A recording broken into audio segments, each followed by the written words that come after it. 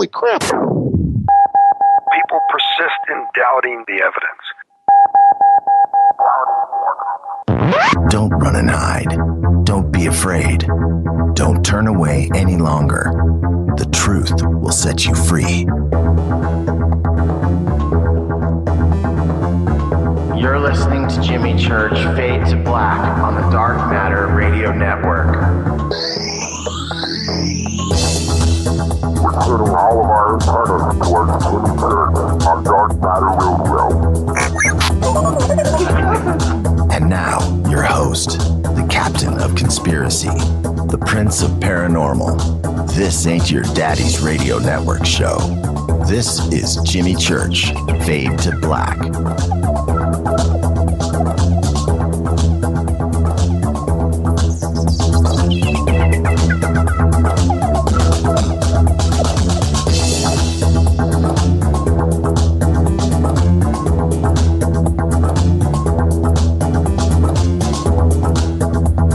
Oh, yeah.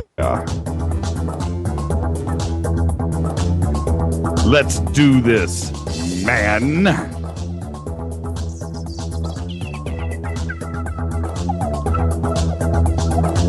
All right. Bring it down. Fade to Black.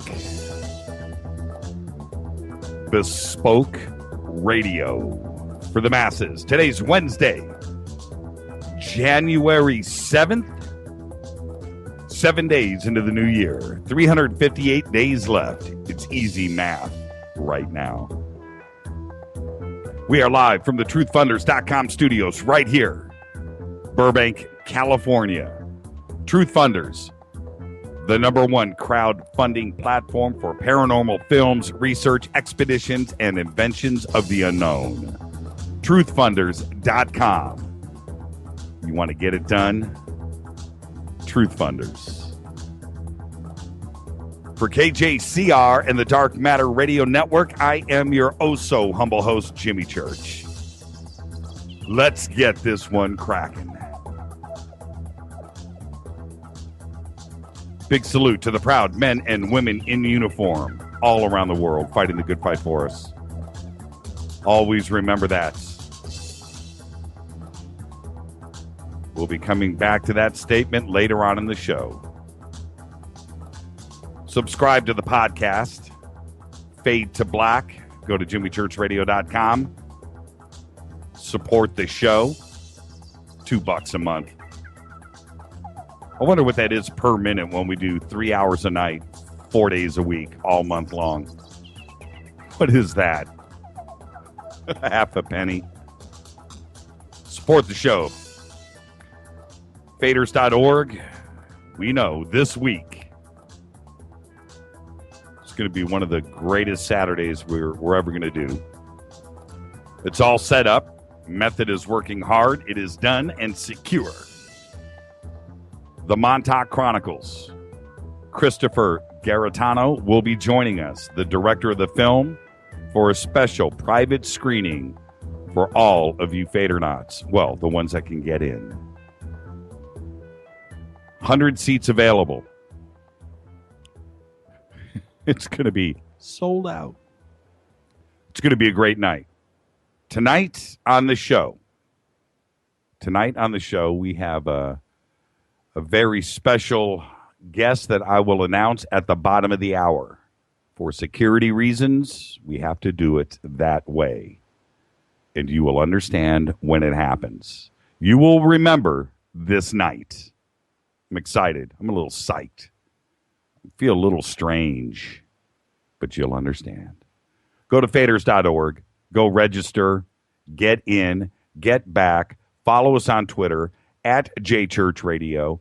Befriend another Fadernaut and roll the dice. Maybe you'll be able to get into the show this weekend for the Montauk Chronicles, but that's what you have to do. You've got to follow us over here on Twitter. You've got to do that at JChurchRadio. This isn't some Twitter campaign. This is to make sure that everybody that is in that room this Saturday wants to be there. You got to work for it. Some things in life you got to work for. It's going to be a great time. And when was the last time you were able to sit down with a director like that, with a major release like this, and just sit very privately with 100 of your friends? The answer is never.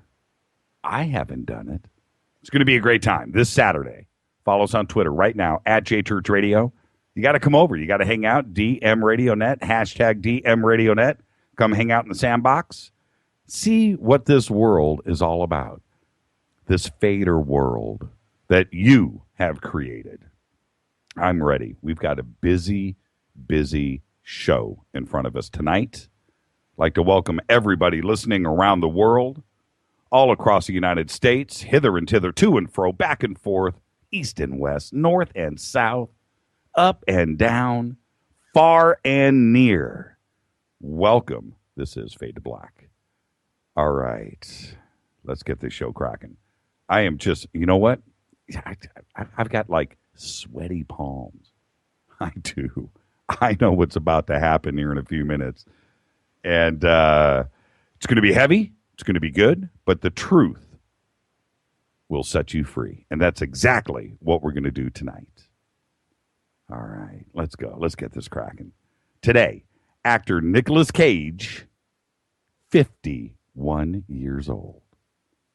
Singer Kenny Loggins, 67.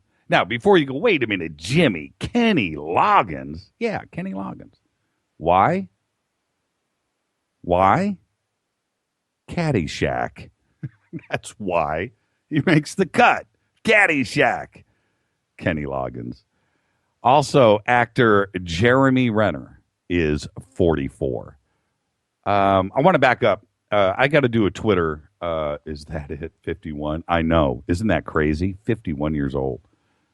That's a good tweet there, George. I saw it. So to fire up Twitter tonight, and Twitter's just, it's out of control right now, but to fire up Twitter tonight, I'm going to throw this out. I want everybody to just put on your thinking cap for a second and think like me. I want to see who pulls this one off. What is your favorite Nicolas Cage movie? I have a tie. I have a tie. And if somebody does one of those Harley Davidson, the thing when he was on fire movies, you're out of here. What's your favorite Nicolas Cage movie? I have a tie. And the reason for the tie, well, it's because they're both perfect. Okay, hold on. Truly, Jimmy, I'm taking short breaths here. Jimmy sounds ominous. I feel ominous tonight. Leaving Las Vegas. Oh, okay. Puppy, the guinea pig, close. You got one word right in that one. Knowing was there's Norick. Norick, I always count on you. Okay, that's half. That's half. Raising Arizona. That's half. What's the other half of the tie? Let's see. Come on, bring it. I'm reading. Man, you guys are just spitting these out. I can't. Wild at Heart is right there. That's my number 3. Matchstick Men is good too. You guys are good. Gone in 60, also good. 8mm, good. See, and it makes you start to realize how good Bob just put Ghost Rider just to piss me off. It'll remind you how many Face Off, huh? There's number 4. Face Off was good too. Valley Girls, Raising Arizona. Steve, you're right there. Valley Girls. You know what? I actually, Valley Girls should be a tie for 3. Okay, the other one? Come on. Okay, you ready?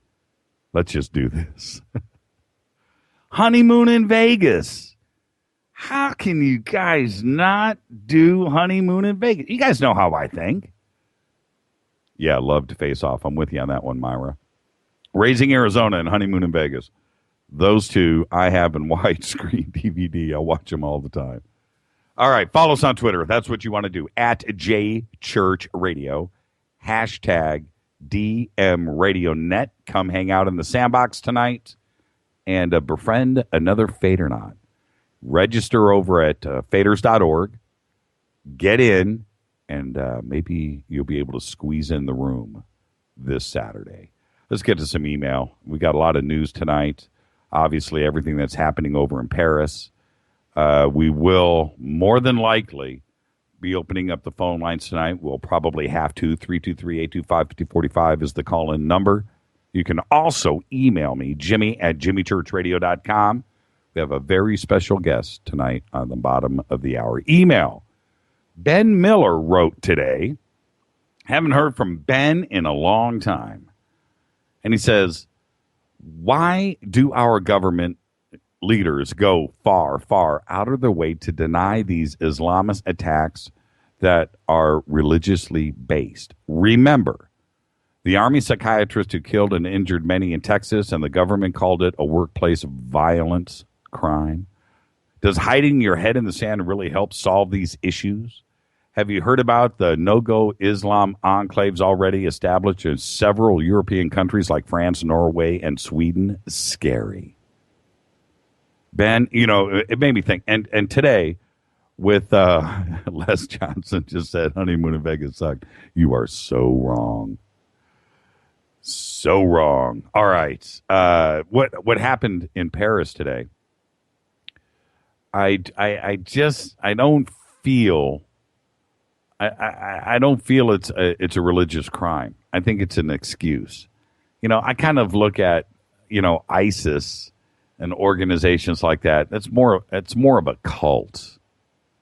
That's what's going on, and I think that is what needs to be recognized. I just don't feel the religious aspect. I don't. Maybe it's just me being naive, and it's me that's wanting to put my head in the sand, maybe a little bit, and be in denial. But I just don't feel it. I don't feel it. I don't. And it's a strange situation. Now, what went on in Paris, we'll be talking about that in a second. Watched that video all day today when it first happened, and disturbing. And the weird thing for me about what happened in Paris today is how do you confront the police 4 times and manage to get out of Paris? How do you do that? That's like in the movies. That doesn't happen in real life, does it? But it did today. Pretty nutty. And then to leave your ID, all of them, in the car, feels funny. If these guys are supposed to be so pro, how do you leave? The two things don't mix, do they? You confront the police all the way out of town. You blow Paris. You escape, but you leave your ID in the car? What is that? It was like they knew the identity of these guys immediately, but yet they get out of town. They get out of Paris. I don't get that. So once again, we're confronted with, my famous statement, take the news, take whatever it is, flip it over 180 degrees. There's something funky here. Real funky. Don't get it. But we'll get to that in just a second. Let's go ahead and take our break. I want to get to the bottom of the hour as quick as I can. Got some crazy news coming up here in just a second. Follow us on Twitter @JChurchRadio. This is Bespoke Radio for the masses. Fade to black only on the Dark Matter Radio Network. I'm your humble host, Jimmy Church. Shoot me an email to Jimmy@JimmyChurchRadio.com. At the bottom of the hour tonight, we'll make the announcement of who is on this show. Stay with us. It's going to be heavy, but the truth will set you free. I'll be back right after this. Do not touch that mouse.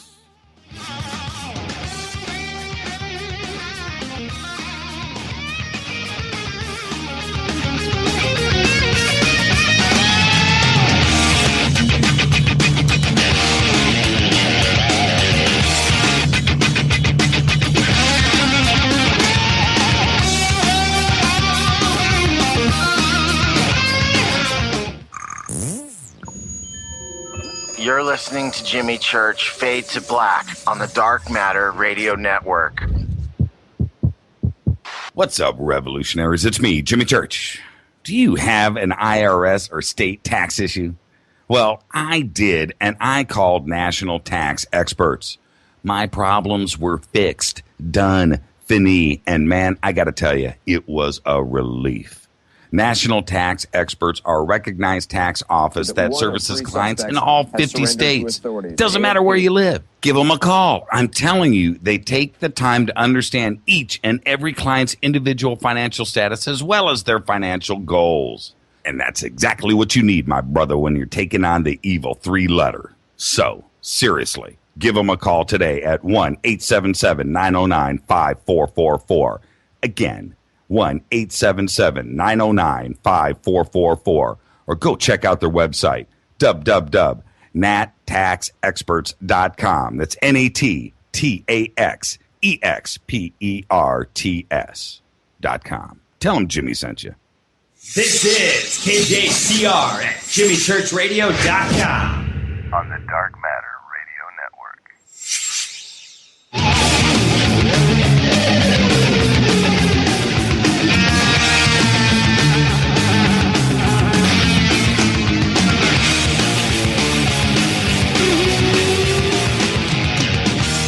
All right, everybody, welcome back. This is Fade to Black, bespoke radio for the masses.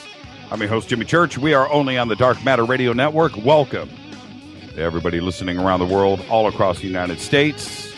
Got a very special show tonight. Follow us on Twitter at JChurchRadio.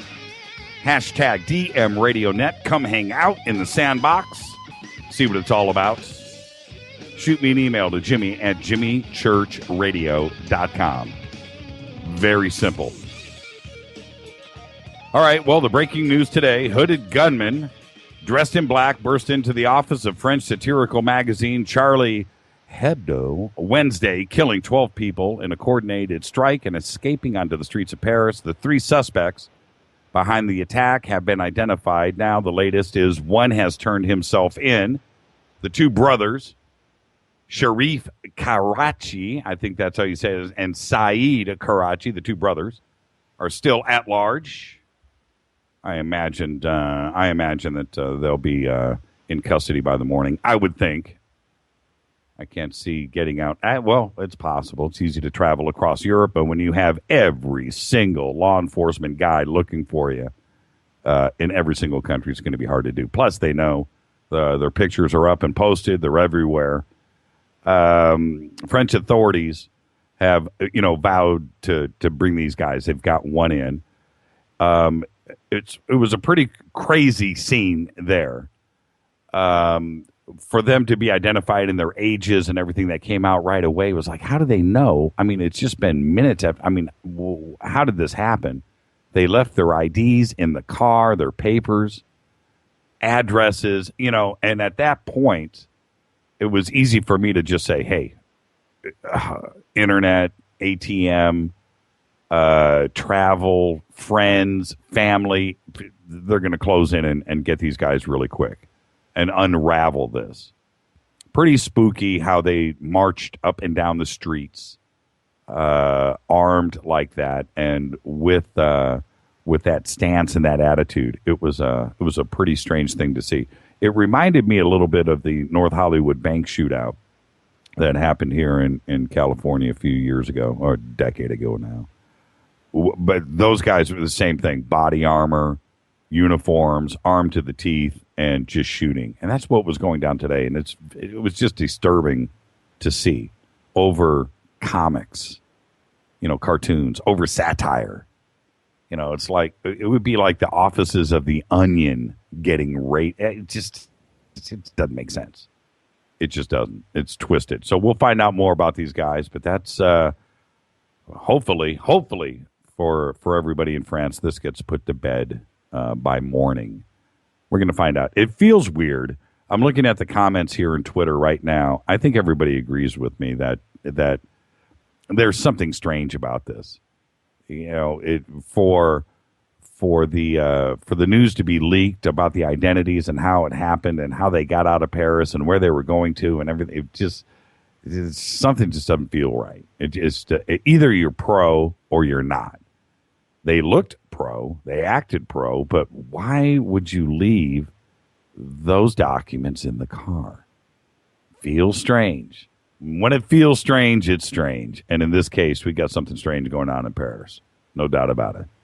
A street magician in Syria, beloved by children, was beheaded by militants of ISIS after his performances were deemed to be insulting to God.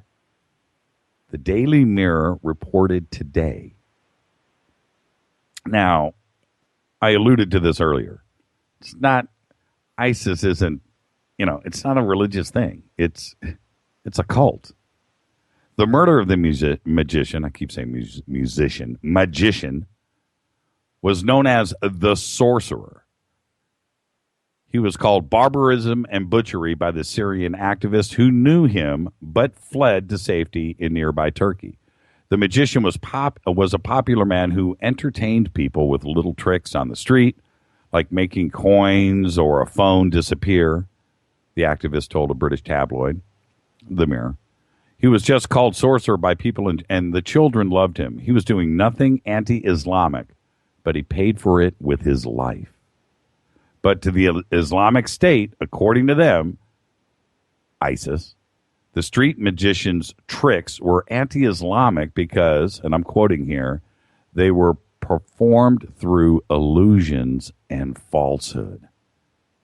And the amount of time that it took him to perform his magic and to learn it and to practice it should have been spent reading the Quran. So they chopped his head off. Unbelievable. But on a lighter note, Starbucks Australia recently added, are you ready for this? Cheese to their coffee. An Australian on Reddit. You thought I was going to say bacon, didn't you? I guess the new word is cheese. An Australian on Reddit claimed that he got this is a quote, I got a new syrup in Australia today, end quote, and had a picture of the syrup bottle, and there the flavor of the syrup on the bottle from Starbucks says cheese. Now, what?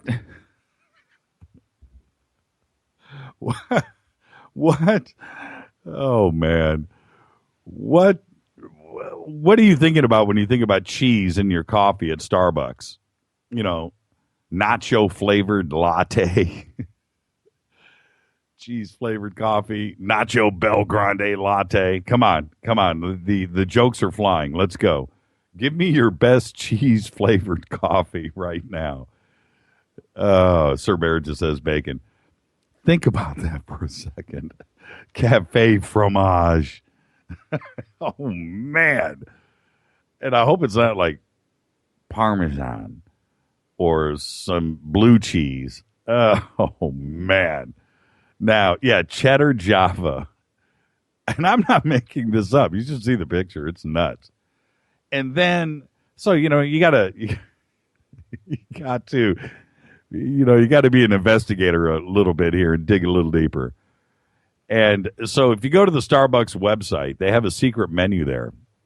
And you can they have a recipe for strawberry cheesecake frappuccino. Come on, I'm trying to be serious. I don't know how I can get through this show. The recipe includes strawberries, milk, cream, vanilla bean powder, white mocha syrup, and cinnamon dolce syrup, but no cheese. Cheese. That's right. They actually have a recipe for this right now. So I guess that's what the cheese syrup is for. Now, for Gouda Grande. That was good, Myra. Somebody, please, in Twitter, please, Dave Matherly, a feta frap. That's what I'm talking about. You can go online right now. Somebody's got to post a picture of that cheese syrup bottle. It is out there. It's incredible to see. Doesn't it just curdle everything that you want to fantasize about a coffee with? Pepper Jack Joe. There you go, Ziggy. I'm with you, brother. All right. Oh, man. Okay. All right. Serious game face on. I promised you guys I would have a game face. But I had to lighten it up a little bit. You know what I'm saying? Cheese. 9 quakes in less than 24 hours. Yesterday until today have been registered by the USGS in North Texas, in Irving, the Cowboys, the 4th most populous metropolitan area in America. The magnitude of the tremors were measured between 1.6 and 3.6, with 3 of them having a magnitude of 3.0 or higher.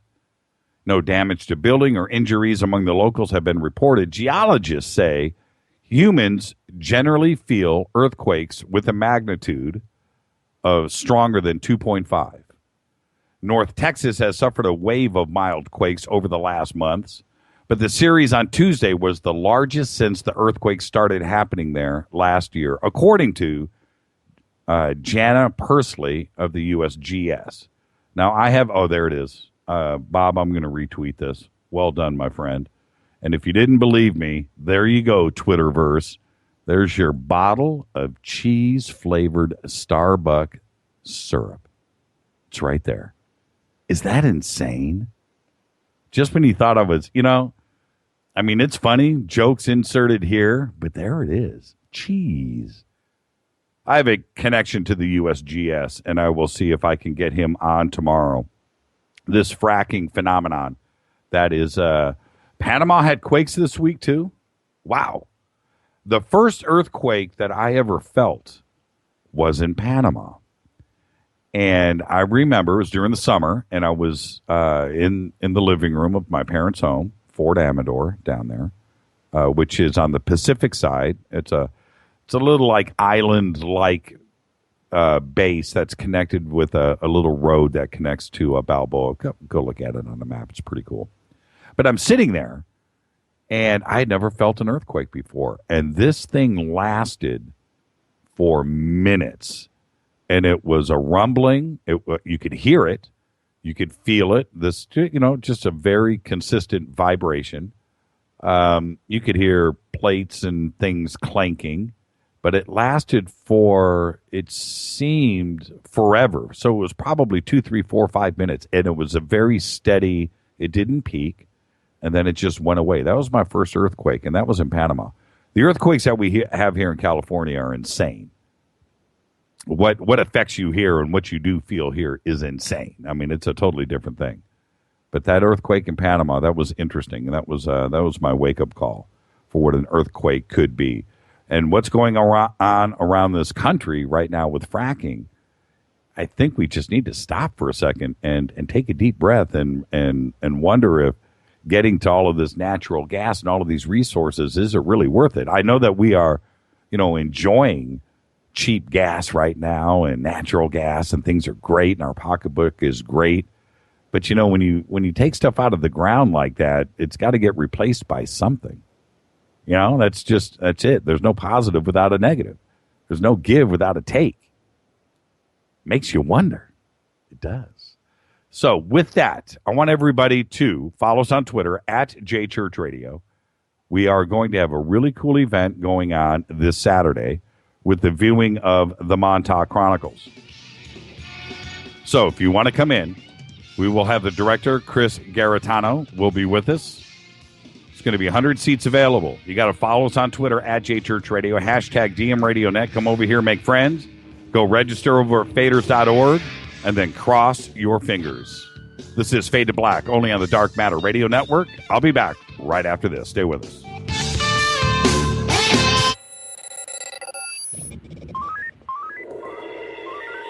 Way out here, we listen to Jimmy Church on the Dark Matter Radio Network. Dark Matter. Dark Matter. Dark Matter. Dark Matter. Dark Matter. You're listening to Fade to Black on the Dark Matter Radio Network. ¿Qué tal, mis amigos? Yo soy Mario Carson, el tiburón, y los invito para que escuchen a mi buen amigo Jimmy Church Radio. ¡Claro que sí! Oi, oi, I'm Reese Evans. You're listening to Jimmy Church. This is Revolution. The revolution will not be televised. The revolution is on radio. Ciao.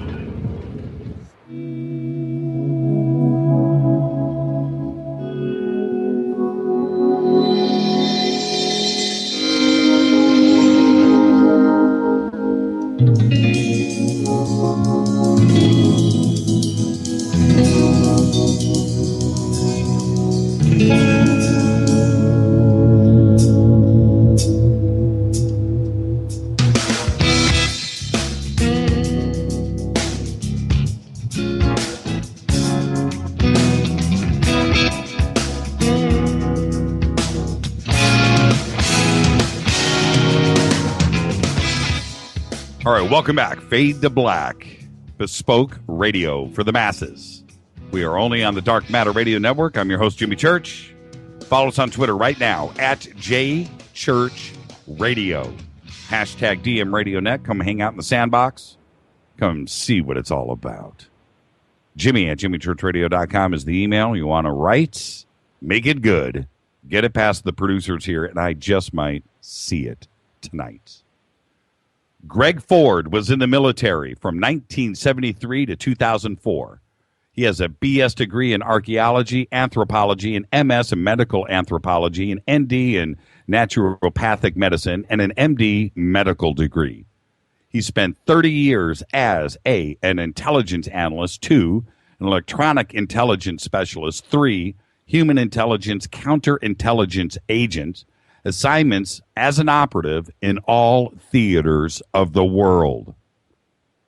On June 15th, 2003, Sergeant Greg Ford, a counterintelligence agent in the National Guard stationed in Samara, told his commanding officer, Captain Victor Artiga, that he had witnessed 5 incidents of torture and abuse of Iraqi detainees at his base, and requested a formal investigation. 36 hours later, Ford, a 49-year-old with over 30 years of military service in the Coast Guard, the Army, the Navy, was ordered by the U.S. Army medical personnel to lie down on a gurney. He was then strapped down, loaded onto a military plane, kidnapped, and medvaced to a military medical center outside of the country, even though there was nothing wrong with him. Tonight, on Fade to Black, I would like to welcome to the show Greg Ford, whistleblower of Abu Ghraib. Greg, are you with us tonight, sir? Yes, I am, Jimmy. Thank you for having me. It is indeed an honor, sir. Are you ready? Yes, I am. I just my I've producer. been ready for 10 years, Jimmy. Thank you so much for coming on the show tonight. My producers just brought me a nice, fresh Starbucks. This is a heavy subject for everybody. I want to welcome you. I realize that for you, breaking this story when it happened was and still is one of the biggest whistleblowing situations that anybody could find themselves in. You are in the middle of that. I cannot imagine for a second what it is like with the pressure that is on you. But I'm glad that you chose this program to come on the show tonight, talk about it. I would like to be very open and very frank. I will warn the audience now that our audience is here always for the truth. And but if things get graphic or things get a little insane, it is what it is, and we will get through it somehow tonight. So again, welcome to the program. Let's get comfortable. I will say this program is different from other ones that you may or may not have been on or listened to before, in that I don't have prepared questions. It's just you and I sitting and talking as friends, and I want to hear the story, and I will ask the questions as they come to me, and by the end of the night, hopefully the audience will learn something along with myself. So welcome to the program. Well, thank you. Thank you so much, and it's great to be here. And you are absolutely correct. Every day I'm facing new issues concerning, this torture. The torture that this country adopted as a state policy, 10 years ago, through nefarious means, by the way, it has now brought me to the point of saying, and actually expecting a call anytime to open the Nuremberg trials. Okay, the Nuremberg trials and indictments of several of our former heads of state, and I think everybody in the audience knows who those people are going to be. And so I'm expecting that call. And just for history's sake, 5 years ago, Scott Horton, the world's leading human rights lawyer and attorney, opened the Nuremberg Accords and human rights hearings at Nuremberg and said, the first thing he said was, okay, I want to bring the world's attention to this case of a United States intelligence operative who was at Abu Ghraib, who was forcibly abducted, strapped to a stretcher, shot full of torture drugs, and flown out of the country in a rendition. That is not the way you fight a war. And so that's how the Nuremberg hearings 5 years ago were opened. And I never thought that I would actually be in a position of opening the Nuremberg hearings myself, but it looks like that might just come about. When okay, let's do this because we have a long journey in front of us tonight. Let's back up for a second. You joined the military in 1973. So and you also went to you went to school. You got out of the military in 2004. So just take us back. Just give us a few minutes of your career from 1973 to 2004 and set the stage there and where you went to school and so forth. Okay, in 1973, Vietnam was still going. So the last year of the draft was 1973. And so I decided, instead of letting the draft board beat me to the draw, I decided to go ahead and enlist in the United States Coast Guard. And I was raised on a cattle ranch up in Northern California, and we didn't have enough money to go to college, to school on. And so I said, okay, all right, I'll kill two birds with one stone. I'll avoid going to the last smoking remnants of Vietnam, and then I will go ahead and earn my way through school. So smart, very smart, very, very. Well, it has paid dividends certainly, but my first job in the Coast Guard was assignment to the presidential security team of Richard Nixon. For those of your audience who can remember back that far, yes, he was the first president to actually resign while in office. And I was in San Clemente, the Western White House at the time, with the entire group was with him when he resigned. So from there, and of course that was entirely unexpected by everybody, on his staff. And so I ended up going to school in Connecticut and to start my career in medicine. And I ended up spending 2 years chasing drug smugglers. And these were the not the old, the classic Miami Vice type drug smugglers when everybody's running around in beautiful, Panama suits and driving flashy cars and so forth, and beautiful women.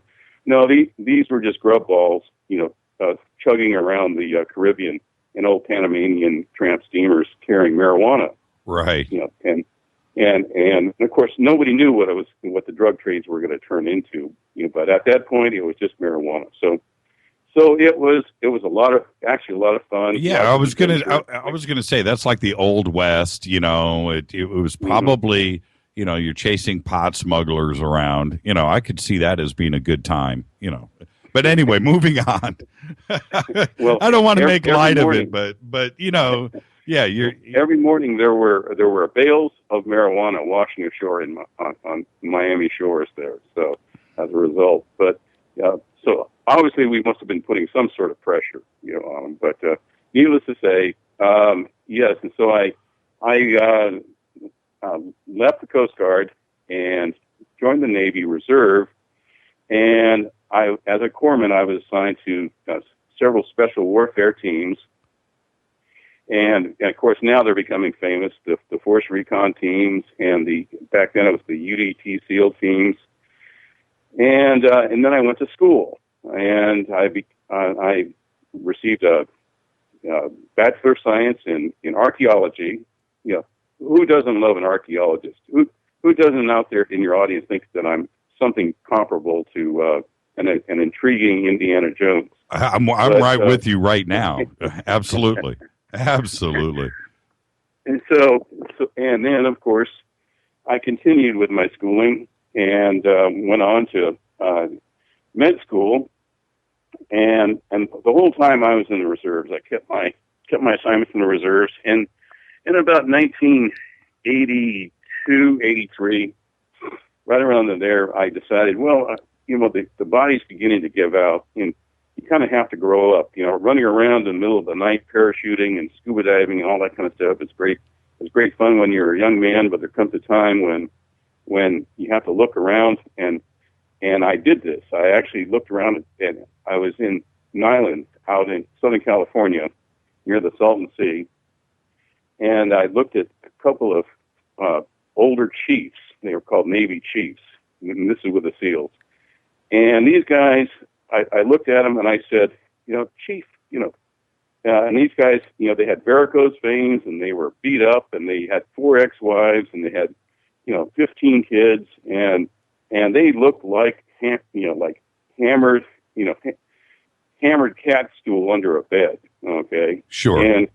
And so I said, well, how old are you, Chief? And he said, and it floored me. He said he was 37.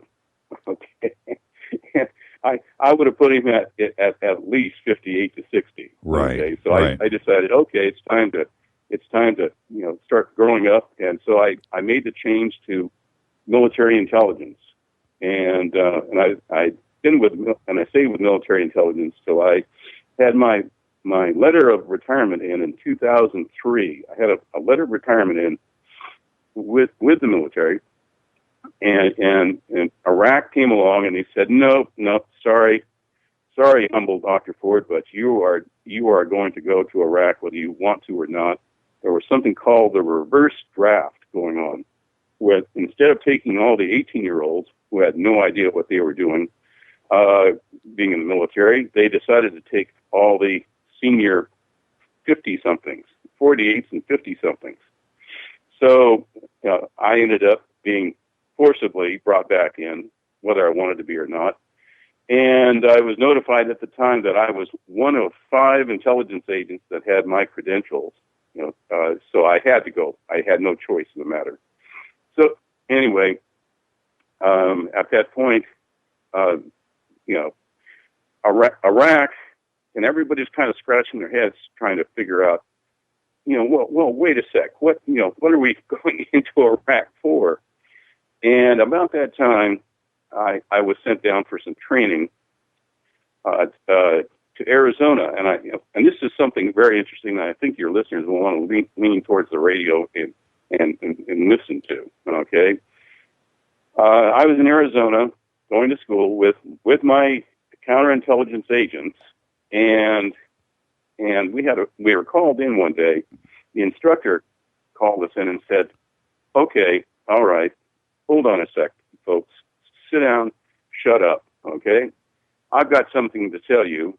And we have somebody named Anthony Schaefer, a Lieutenant Colonel Anthony Schaefer, all right? And you might want to check that name out, for your listeners, okay? Because he is now the spokesman for Fox News, or one of the spokesmen. So anyway, we were sitting there, and this is right before we went to Iraq, of course. And he said, okay, all right, everybody in this room understands something right now, okay? And this was actually, and I have a date for all your listeners. It was July of 2000. And he said, let's see, how did he put it?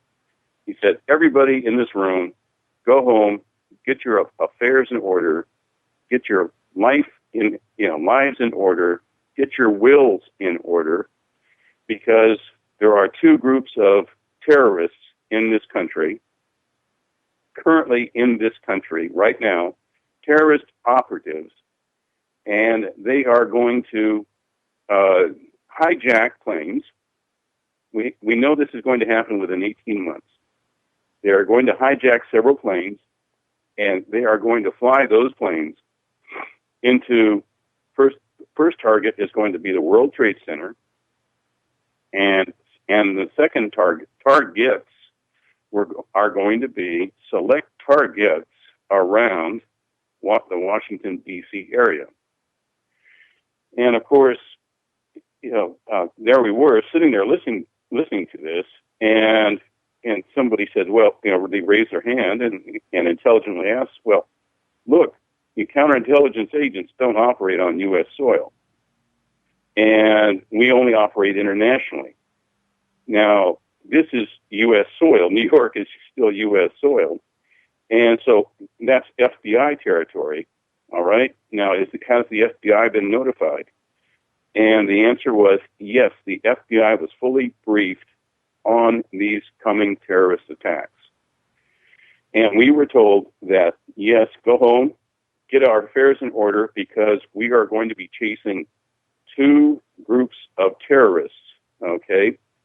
They figured there were approximately 20 terrorists in the two groups, and we were going to be chasing those terrorists, okay, internationally. And so, okay, all right, and they were they were Al-Qaeda terrorists, and they were being directed by bin Laden. So anyway, yes, we did exactly what we were ordered to do. We all went back to our civilian lives and got our affairs in order. And 14 months, almost to the day, something called 9/11 happened. And the interesting thing is since that incident happened, and that the greatest terrorist attack in U.S. history happened, I have spoken to the second in command of the CIA at the field station in Jeddah, and he informed me, okay, which adds a very interesting color to this whole issue, is that all 19 hijackers passed through the CIA field station, Jeddah, Saudi Arabia. And he stood his ground, and he said, no, we are not going to grant visas to these people. These are hardcore terrorists. And he was overridden. And in fact, he was given the choice. You either stamp their visas or you can resign your job. And he chose to resign his job, and the visas were stamped. And the person who stamped those visas is now the head of the CIA. So obviously there was something deeply disturbing about the CIA issue and the Al-Qaeda terrorists coming through CIA field station Jeddah. All right. So at this point, I'm going to jump in here really quick. Okay. At this point, you or any of the personnel that you worked with, did you raise any questions at that point on why they would allow this to happen, or was their intentions at that time presented to you as you were going to help stop it? Well, what we didn't know is that these were the same group that Lieutenant Colonel Anthony Schaefer and the Operation Able Danger were tracking. We didn't know that, okay? And after 9/11, then we got the word that they had passed through the field station, in Jeddah, and this had happened. So all of a sudden, everybody's saying, yes, why didn't they stop them? I mean, if they were being tracked by Able Danger, our own Able Danger intelligence operation, why weren't they stopped in Jeddah? And that question has never been answered, Jimmy, to anybody's satisfaction that I know of, let alone why the station chief, Jeddah, was promoted to the head of the CIA. And he's currently there now. And this is the same CIA station chief that is now director of CIA, who just last week said that it wasn't a big deal to torture people, and everybody was, what was it, rectally rehydrated, so it's okay, it was all okay. That's the same station chief, John Brennan. So there we were. Okay, 9/11 hit, and I actually was opening my intelligence unit, and I had to open the doors on that morning and then begin to take all this input in. I was there at my intelligence unit as the towers fell, and then I started receiving calls from everybody under the sun saying what happened, who was it, and so forth. And within a few months from that date, okay, we were notified, yes, we were going after Saddam Hussein. All right. So how the connection was made and why the connection was made, nobody knows. But all I know is that when I arrived in Iraq, okay, my life changed forever, and it's still changing every day. And as I'm telling your listeners this, every day I get new information, new requests, and new developments concerning what happened from Iraq on. Where was your intelligence station the morning of 9/11? Where were you stationed? It was in Sacramento, California. You were in Sacramento. Okay. Yes. And then how long after 9/11 were you transferred from Sacramento over to Iraq? Okay, that was, well, let me see. Okay, we had to do training, of course. And so I would say by late 2002, we were already in the training mode. And, to go to Iraq, we were actually out of our homes. We kissed our loved ones goodbye, and we were in the training mode, and we were actually moving into position for insertion into Iraq by early 2003. Was there any chatter while you were still in Sacramento about, you remember all the flights were grounded in the United States, and was there any chatter about the Saudi families or the Bin Laden family being allowed to fly out of the United States? Let me see. At that point, everybody was kind of scratching their heads saying, now, why would the Bin Laden family be allowed to exit U.S. airspace when they're busy being sought by everyone trying to figure out what happened in New York? All right. So, and then it began to come out that, yes, the Bin Ladens had business dealings with the Bush family, and then it started to get stranger and stranger from that point on. So, yes, so you can never quite often, especially when the emotions are high, and in the intelligence field where it's rumor central, you can never quite put your finger on exact facts because the rumor mill is churning 1,000%. Right. But you try to make what's called a mosaic picture, and this is one of my jobs as an analyst, was to take all these bits of information and try to put together a cogent picture of what is exactly happening. And I have to admit now, hindsight's always 20/20. Well, yes, and it applies now especially because very clearly, it was an inside job, and I was reminded of this fact that you're mentioning right now, Jimmy. Mm-hmm. When a year ago, I was standing in the living room of Phil Marshall. Okay, you can type that name in. Your listeners can type that name in. Phil Marshall was a pilot for the CIA, and Phil Marshall has written several books now on what the inside job was on 9/11. The reason why I was standing in his home is I was looking at the blood splatter on the floor from the bullet that has smashed his skull, and I was looking at the two blood stains on the couch that had been his children. Both his children were shot in the head, and his son and daughter were shot in the head.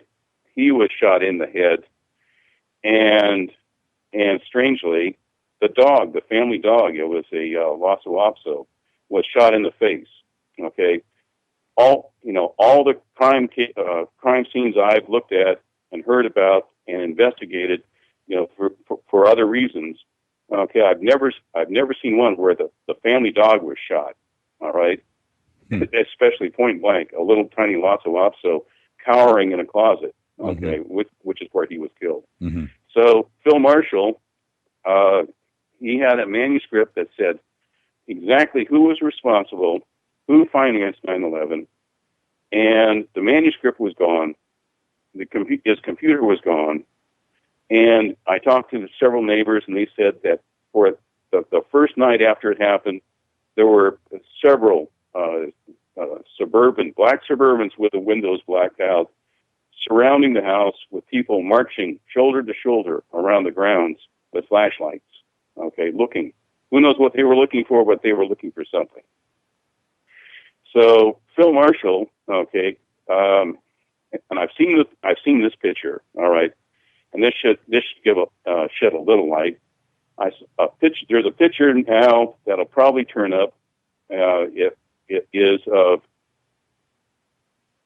Barry Seal and Phil Marshall and Jeb Bush, the Jeb Bush. Really? Okay. Yes, the Jeb Bush who is now thinking about running for president. Right. Okay. Huh. I don't know what people are thinking, but if they want a good sound decision on that, just speak to the folks that are in the state of Florida pension fund, all right, and handle the pension fund. See what they think about Jeb Bush running for president. All right? And the picture was taken ostensibly on a, quote, cocaine importation trip. All right, from South America. So they don't call the CIA the cocaine importation agency for nothing. Right. So, okay. So it was Jeb Bush, Barry Seal, Phil Marshall. Now, I need to point something out. Now, Barry Seal was killed the day before he was supposed to testify against George H.W. Bush Sr., and he was killed in New Orleans. This is a few years back. And then Phil Marshall was killed 2 years ago, and there is a movie out about it now that the government won't allow to be advertised on YouTube. Funny thing, and it's called Unthinkable. All right. So, and that is the Phil Marshall story, and that's where I was thinking about not the 9/11 issue a year ago when I was looking at those blood stains. So that that's pretty much my position on the CIA, and especially after working with them in Iraq, and all the issues that have come about from 9/11. Okay, Phil Marshall said it was an inside job, and I have no reason to doubt that whatsoever after what I have uncovered and found myself. This is Fade to Black, Bespoke Radio for the Masses. I'm your host, Jimmy Church. We are talking with Greg Ford, whistleblower of Abu Ghraib, and a few other things by the time we're done with the show tonight. And not to make light of that, but we have a lot of stuff to cover. I had said, Greg, earlier, I think I tweeted this out, if one of the agencies is going to shut this program down, tonight will be the night. And you had warned me about that earlier today. And it's about the truth. That's all it is. So let's keep moving forward.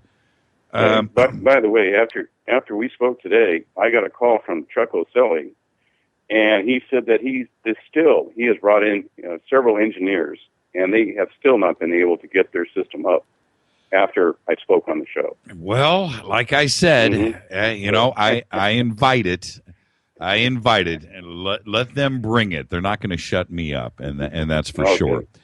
Thank you so much. No, thank you, and thank you for your service. Okay.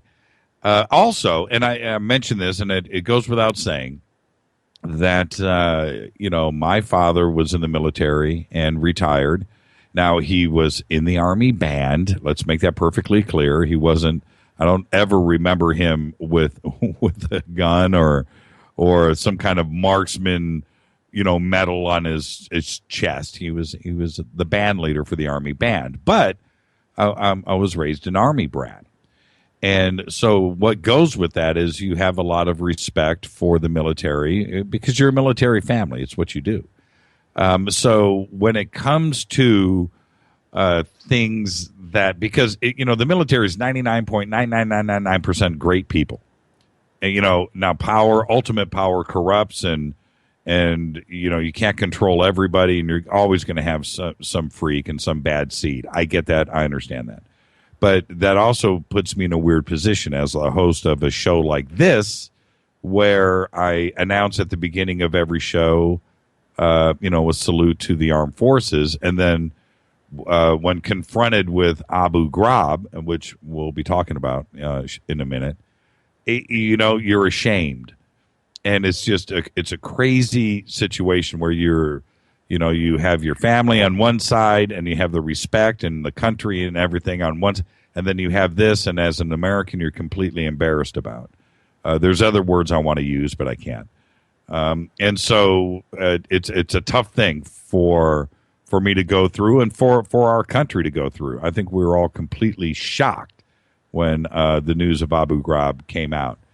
And so I just wanted to make that general statement. I will be getting email about this later, and how Jimmy, how can you play both sides of the fence? I'm here to learn, and so is our audience. And okay, all right. It's emotional for me to go through this show. So in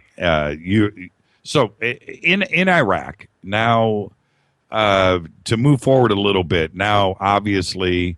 The administration has done their presentation to the United Nations. They're doing the rally war cry around the world and trying to get another a united front against Saddam Hussein. It didn't make any sense. Afghanistan, okay, there's al-Qaeda bases there. I get that. But the whole thing with Iraq just never felt right to begin with. Before we get to Abu Ghraib, you had an incident with WMDs. Now, before I let you tell the story, at this point, for some strange reason, no WMDs were found anywhere in the country. Nothing. And you had, like I said, the presentations at the United Nations with the vials of this and the vials of that, and it's there, and it's eminent. He's going to use it. He's already used it against his own people. He's going to, that was the impetus to and of course this shady connection to al-Qaeda with Iraq, which was never proven as well. So anyway, but that's what was going on, and all of these WMD spots that were identified all over Iraq, everything was coming up empty. There was nothing there. And so you have your WMD incident. We're going to get to that in a second. But while you were in Iraq, was there any other stories or rumors or anything going around in the military about a WMD being found before you had your incident? Okay. Well, let me see. Yes, we'd heard about something like a portable weather station that was on wheels that supposedly had aluminum piping in it that was supposed to be used for some sort of WMD manufacturing. And there were a couple of plants that were supposed to have been involved in manufacturing some sort of nerve gas. But as far as I can tell, most of them turned out to be just exactly that, just rumor. When you invade a country and emotions are extremely high, everybody's pointing fingers. And when we were there, we had probably, as an intelligence operative, you get a lot of information just from walk-ins. And I was having to screen about 150 people a day that were coming in saying, please, do something. First of all, tell us about our loved ones in Abu Ghraib, and are they still alive?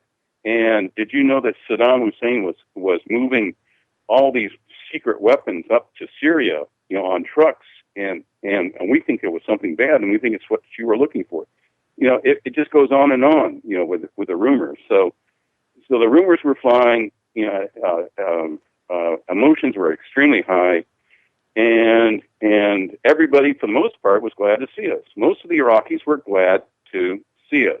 Okay, now that changed dramatically after Abu Ghraib, but for the most part, everybody was thrilled to know that they were going to possibly stand a chance to have a nice, longer life than they had under Saddam Hussein.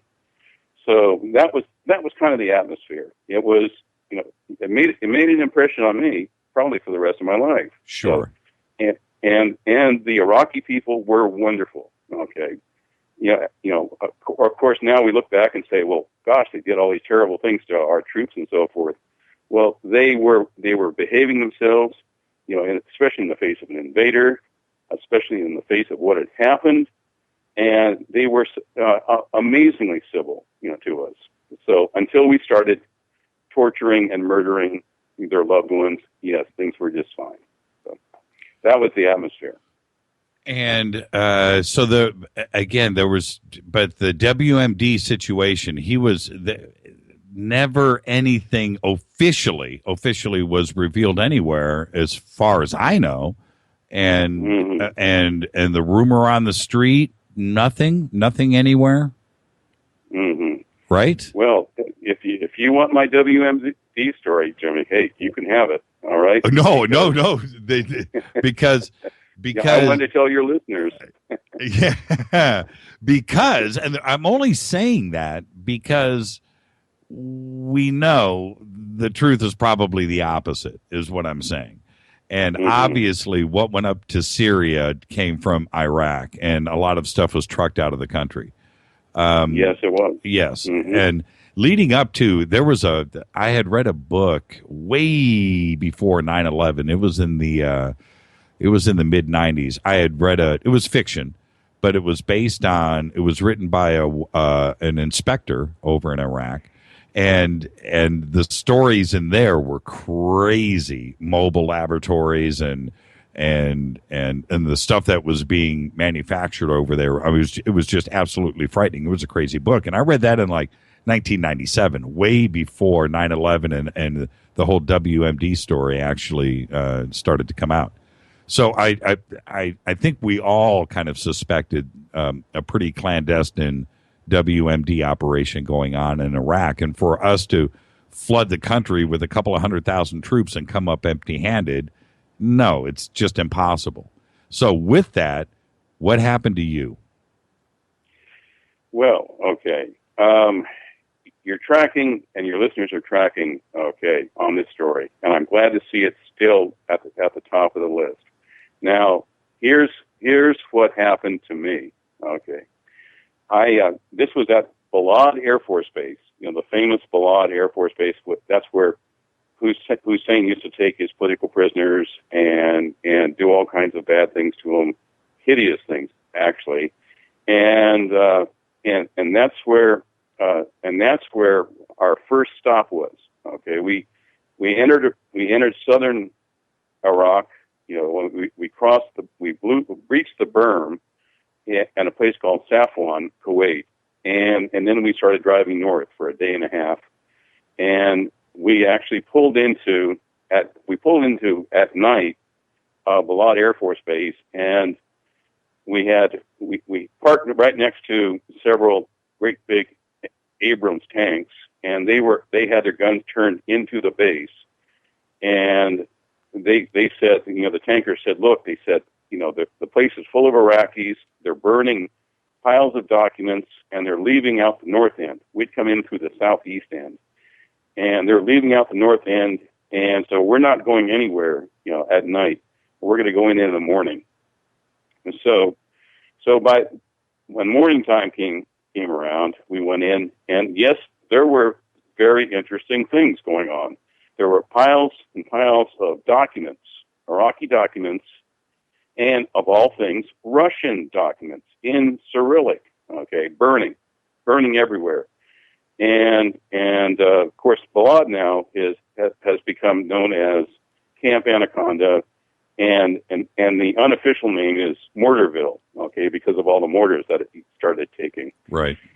So, the attacks. And so, anyway, we pulled in, and then we proceeded to, our intelligence unit proceeded to the one area that was set up just for us. We had an area that was they called it the Intel Village.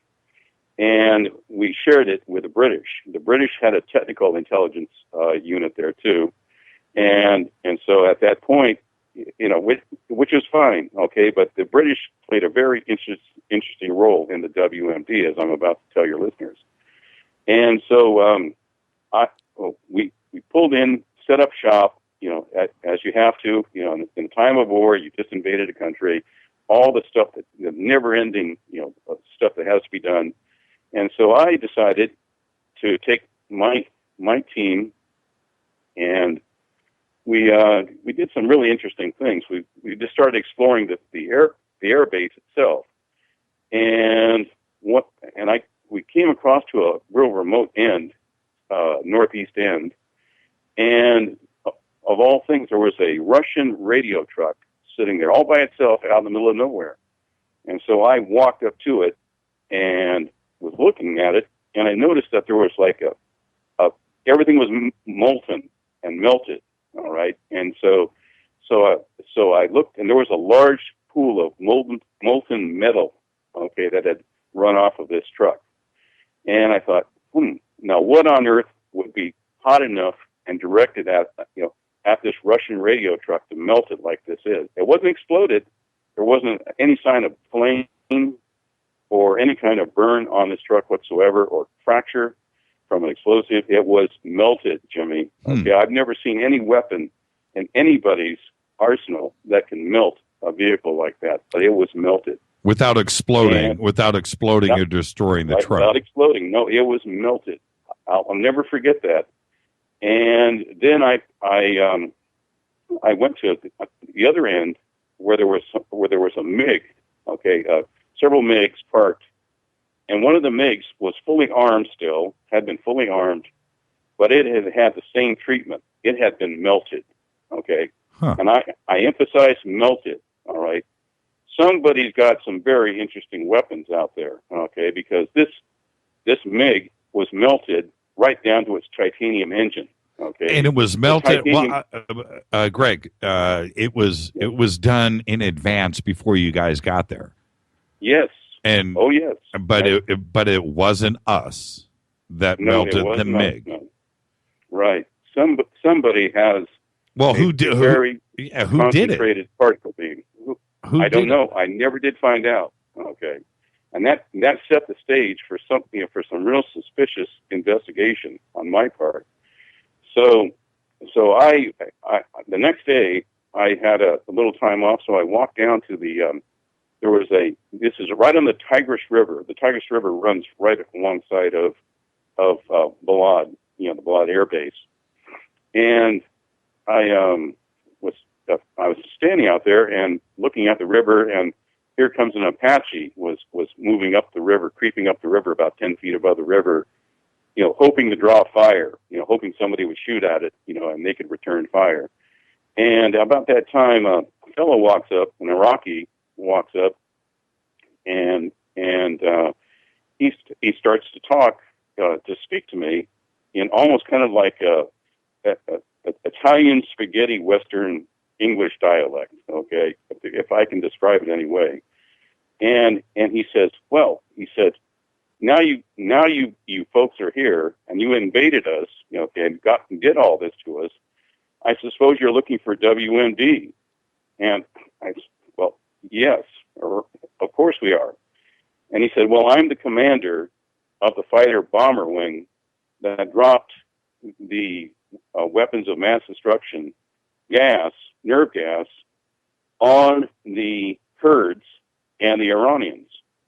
Do you want to get your damn weapons out of our country? And I said, oh, sure. Wait. He said your weapons? Yes, your weapons. Right? Your weapons of mass destruction is what he was implying. Yes.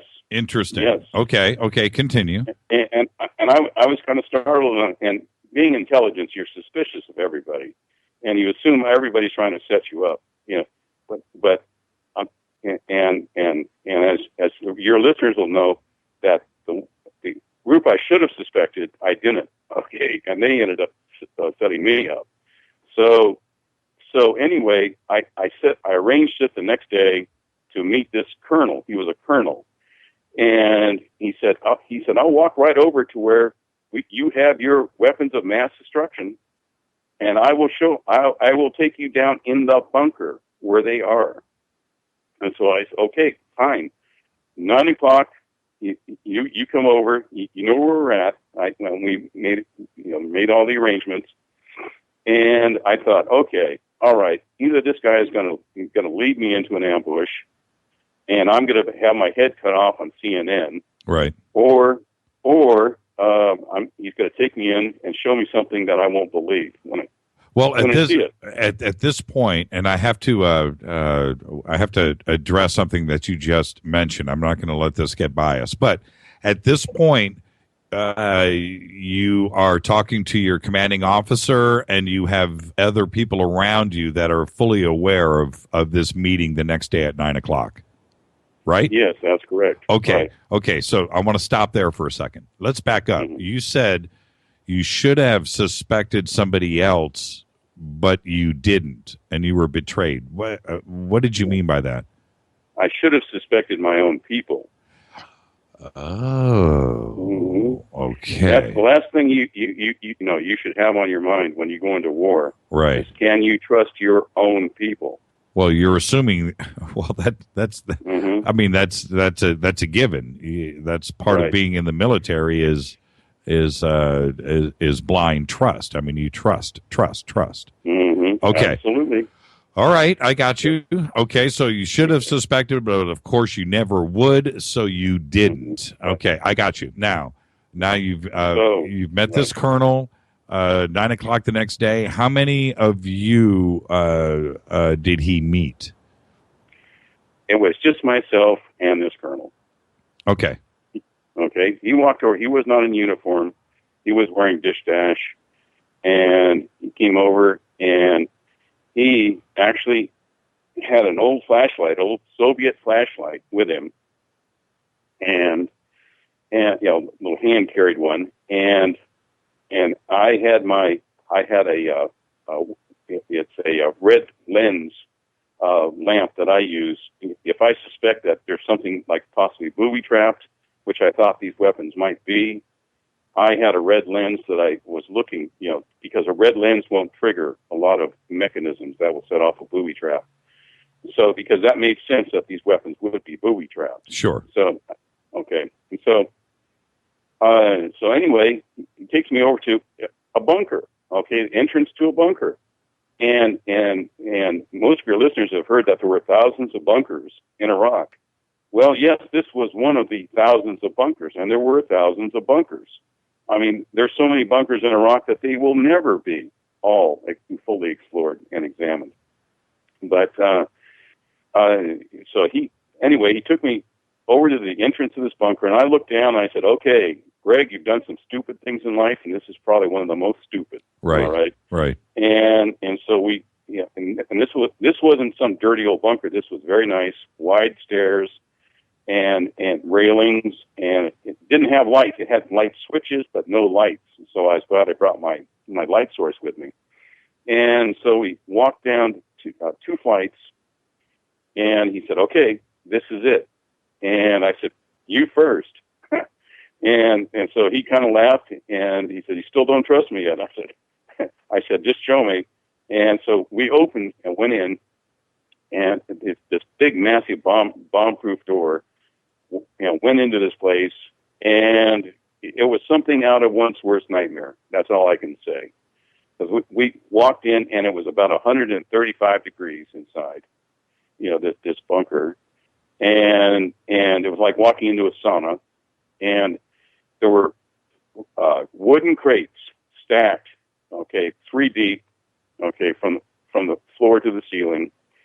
And right in the center, there were open bomb doors. Well, they weren't open; they were just lids of bomb doors.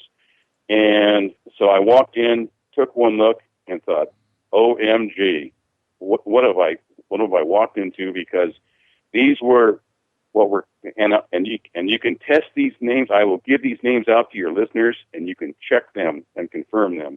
Because the FBI has already confirmed every single aspect of this story. They were converted bomb casings, P400 converted bomb casings.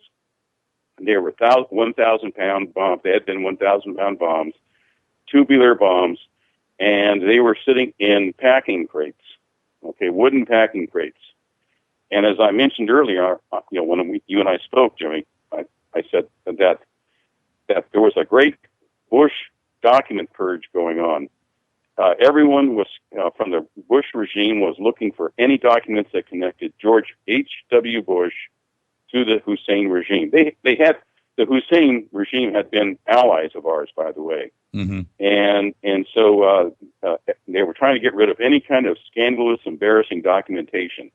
Well, the one place that these folks could not get was the bunker on Balad Air Force Base, because there, right in front of me, were 29 converted P400 bomb casings full of VX/GF nerve gas. How did you know it was VX gas at that point? Because it stated right on the side in bills of lading of what they were. Okay. Bills of lading that stated VX gas. VX, right. Wow. VX/GF. Okay. What's the GF? Actually, what it was, it wasn't gas that had been activated. It was stored in salts. Okay. VX is stored in salt. It is so deadly that when it is gassed, when it's aerosolized and pressurized and shot out the back, one microdroplet on your skin will kill you. Right. It's the deadliest thing on this earth, known to kill. Next to plutonium. What's the GF designation for? The GF designation, at first I thought it meant Gulf, but it means that is the level, that is the highest level of evolutionary neurotoxin that can be developed from the original Cyclone B, which was the gas used to kill the Jews in the concentration camps in Nazi Germany. Now, whose bombs were these? You said you saw a bill of ladings. Where did they come from, and where were they shipped from? These bombs were what's called reconfigured. They were reconfigured in Fort Rucker, Alabama. Excuse me? Fort Rucker, Alabama. Yes, the home of the helicopter pilot training school. Where my Uncle Bill was a training pilot. Yes. That's interesting. Okay, hold on. Let's just stop there for a second. This is a lot to digest. What you are saying is that we're on this search for WMDs all over Iraq. We can't find anything. We come up empty-handed. You've walked into this bunker, and the WMDs that are there were from the United States. And at the same time, manufactured at Fort Rucker.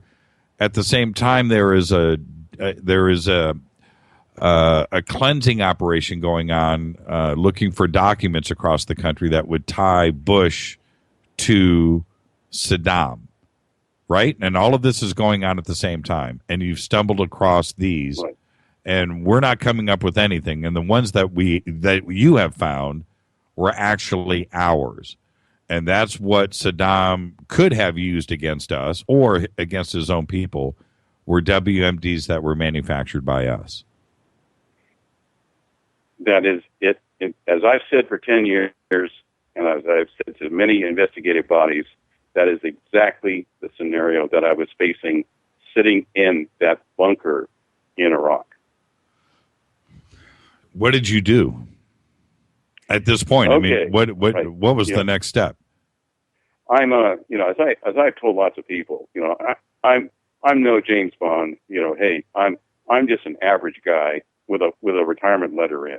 Okay, I thought, okay, the first thing that came to mind was relief. Okay, great, let's report these, get these things out of here, pack them up, pack everybody up, and get out of here before this becomes a disaster. Right. Before this country becomes a disaster for the U.S., let's get out of here. Okay, I think in very simple terms. All right.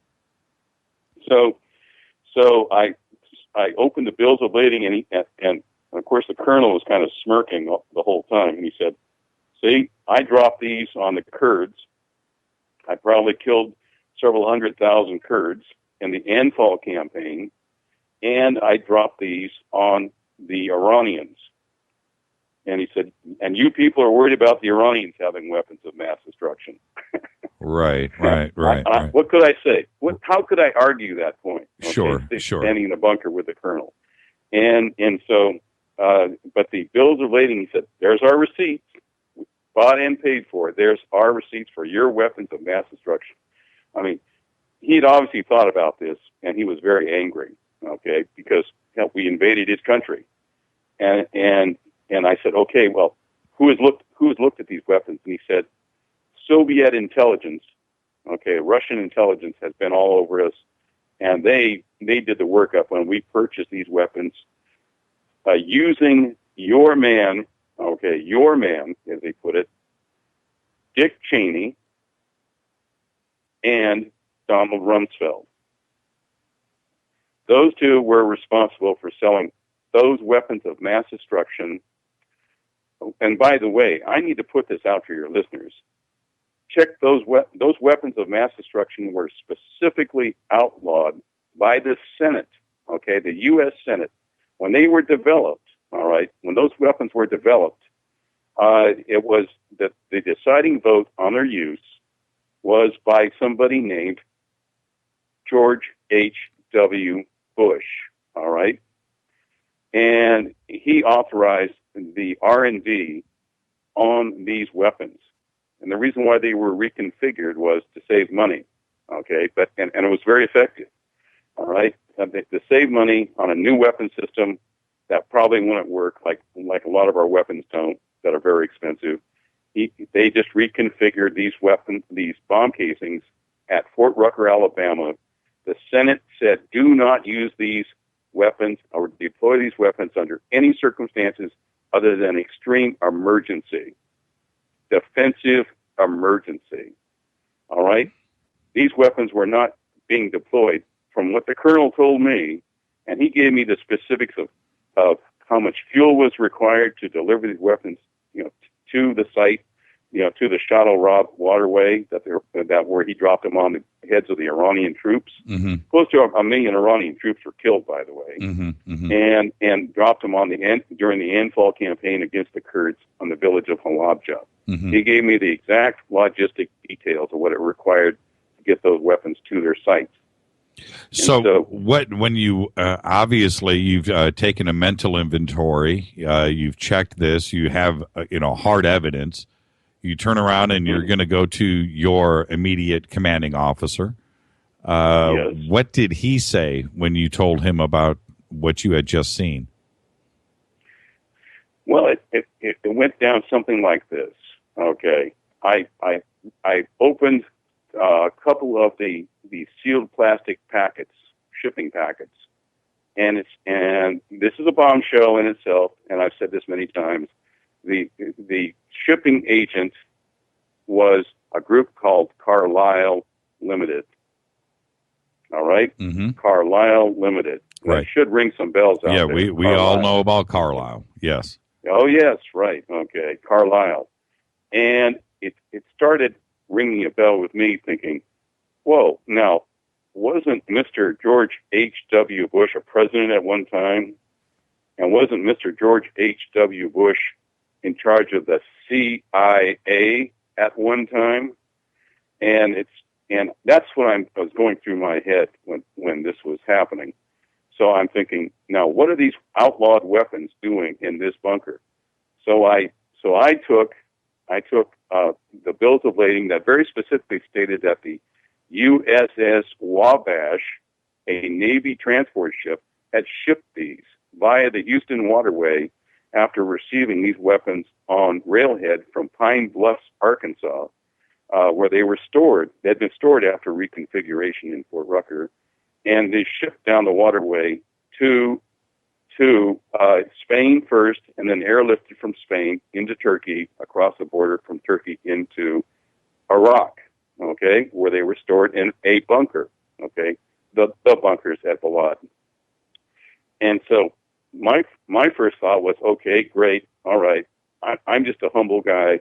I got to get these to my commanding officer, okay, Lieutenant Colonel Timothy Lion Ryan, okay, that's his nickname, Lion Ryan, okay, and he is now a defendant in my court case in San Francisco, one of the defendants, and so he took the bills of lading, shipping documents, looked at them, jumped in a Humvee with a fellow agent, Dave Debato, and ran over to the bunker. He went in, and he came back, and he said, my God, we have found the motherlode of WMD. Okay, so I thought, great. Okay, we had CNN was about 100 yards away. I thought, okay, great. We're going to make the announcement to CNN. We're going to notify the U.S., and this is where it got a little bit surreal, okay, for your listeners. Things started getting really strange at this point. Okay, hold on right there, Greg. This is Fade to Black on the Dark Matter Radio Network. I'm your host, Jimmy Church. We are talking with Greg Ford, the Abu Ghraib whistleblower. And we're talking about his discovery of WMDs in Iraq and his disclosure to, well, Lion Ryan. And that's where we are right now. Okay, so things are about to get strange. What happens next?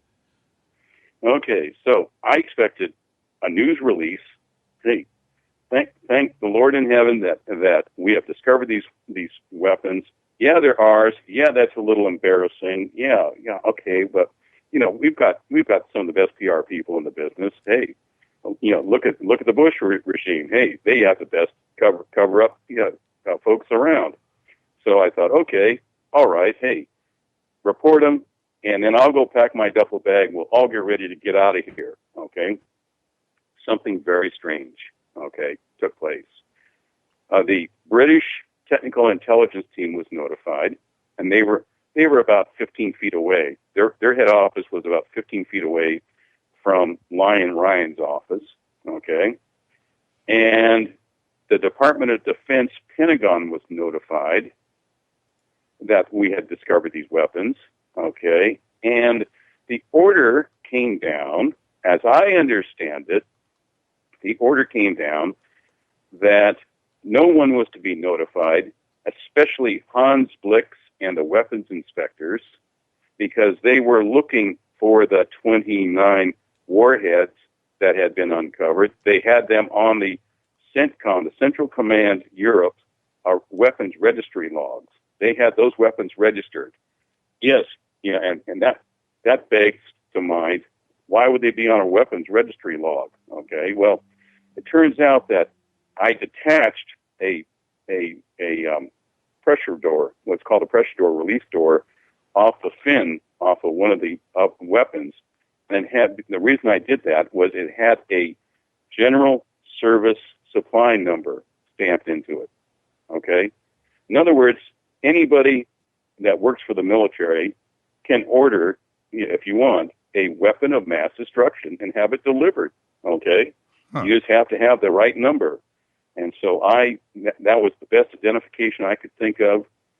physical identification and the bills of lading. And so I delivered that, and that was a paperweight used by Ryan after that happened. And at that point, the CENTCOM command was notified. British intelligence was notified within 24 hours, because we simply did not have the means of disposing of these weapons. The British technical intelligence team came in with cranes and mop suits, chemical suits, and then a what's called an arc furnace. Okay, it's a huge furnace, and you can feed in nuclear weapons, nuclear material, and the thing is, you can destroy virtually anything. Any kind of nuclear material or chemical material is turned to ash. Okay, it's a 5,000 degrees, and it virtually incinerates everything. Sure. They had a mobile unit for this, and the entire process of destruction. Okay, after these weapons were removed, and packing crates, everything went right into those arc furnaces. Okay, the next day, and it was all filmed by my intelligence unit and recorded. And there have been 2 attempts now that I know of to release that footage of those weapons being destroyed, and they were summarily stopped. Okay, quickly. Now that footage, those films are actually in storage in San Francisco at the unit. Okay, at the intelligence unit. All right. Will they be shown in your court case? Good question. Okay, I have a fellow who's writing my book, okay, a biographer, and he contacted the unit, and they almost had a heart attack when he mentioned that footage.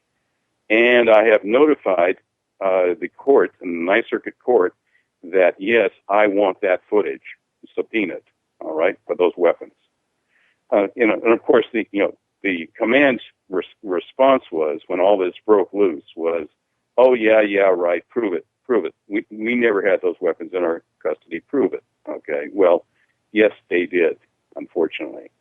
And so, yes, that evidence and the FBI investigation that was initiated the moment I came back from Iraq, and also the Senator Feinstein's committee that just finished up its torture investigation of the intelligence services, which by the way, I initiated with the senator's office. I gave them the first evidence for that investigation. So yes, it will be produced. As far as I'm concerned, it will be. If my case ever goes to trial, okay, it will be produced, along with about 500 pounds of other documentation that has now surfaced in my case. The documentation in my case actually takes a truck to move it about. All right, so yes, that footage will show up. Okay.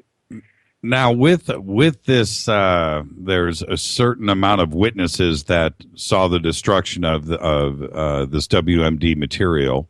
Were you guys all debriefed and then, obviously sworn to secrecy on the events? And also, to follow up on that, as you answer that, you said CNN was 100 yards away. Did anybody from CNN witness the destruction of the WMD? CNN was specifically avoided. We were told not to have any contact with CNN whatsoever. Okay. So what happened in the debriefing? Obviously, you guys were all sat down. What happened there? The debriefing concerning these weapons of mass destruction? Yes. There was no debriefing, Jimmy. That's what I'm saying, is immediately the orders were given, shut everybody up, nobody says anything about this to anyone, destroy those weapons. If this case makes it to court, what about the other servicemen that were involved in this? Will they be all called as witnesses? They very well could be. I don't know about that because the case isn't about the weapons of mass destruction. Okay. Certainly not. But it's going to come up. Okay. Oh, yes. I hope it does. Okay. And if you have looked at my case, I think you've looked at my case. Yeah, I have it and right here. I just tweeted. I might read some of this on the air. Right. Yes. Yes. But feel free to. Okay. Now, the U.S. Attorney's Office, they are having conniption fits over this case.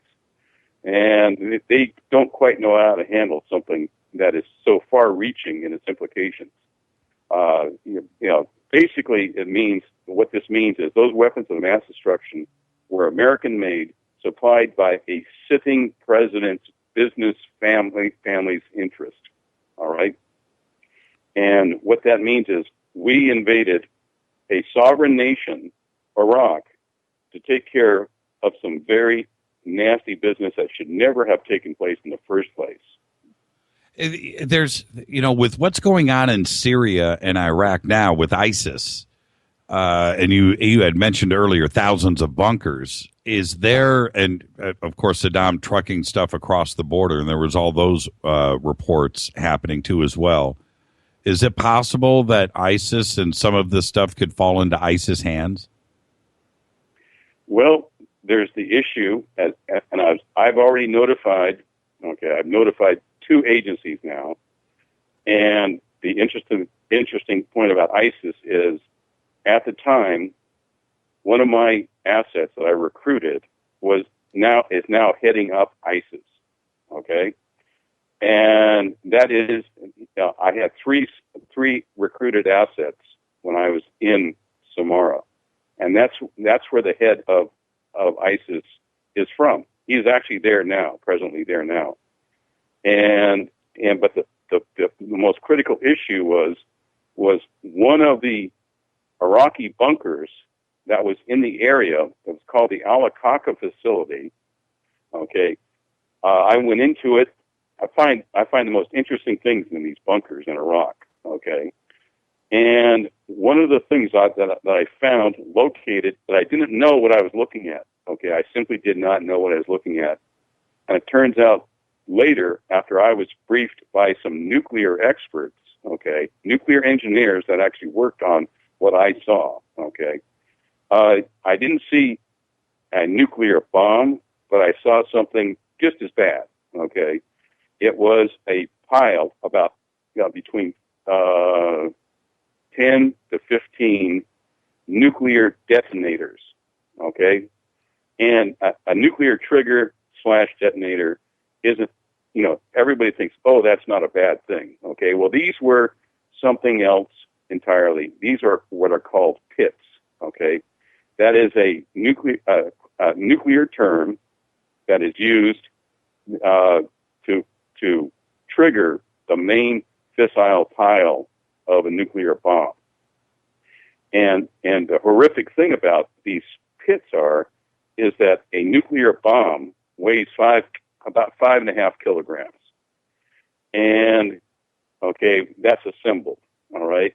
Now, the nuclear trigger, the pit that I was looking at, okay, weighs 2.5 kilograms.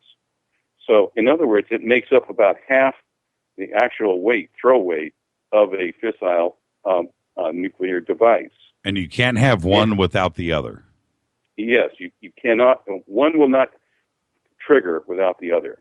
Okay, and it's something what they call a cascading effect. Like I said, I didn't go to Iraq knowing this. I had to come back and consult with some people, okay, that knew what they were doing and knew about this. Okay, they had engineered it at Los Alamos. Okay, and so the problem was with all of this is, reporting this, I didn't know what to report. But secondly, is that those folks in Samara and that are ISIS, that are now what we call ISIS, excuse me, those folks, okay, are smart enough to figure all of this out, all right? And they are the products, as somebody who called me just 2 days ago and said, OMG, okay, I am, okay. He said, what I found with Abu Bakr al-Baghdadi, okay, I'm trying to dance around that name. excuse me, he is the leader of ISIS. And ISIS had advisors from the Soviet Union, and they trained most of the ISIS terrorists, okay, this fanatical army that is taking over Iraq now. They understood what they had because they had the database, as I tried to tell Lion Ryan and Colonel Pappas and all these other jokers, okay, that are now defendants. They had the database of the Mukhabarat.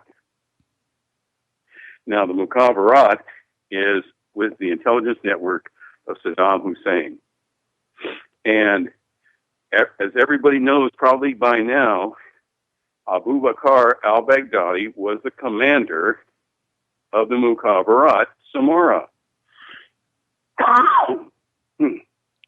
So he knows all there is to know about American devices, American products of weapons of mass destruction. And he certainly knows the infrastructure of Iraq and, of course, Syria and probably Iran as well. When you watch CNN and you watch ISIS, there is a reason why when ISIS goes into a town, they'll knock on a door and they know exactly, they're referencing lists, and they know exactly who is in that house and what they know and what they don't know and why they should be killed and why they shouldn't be killed. Okay?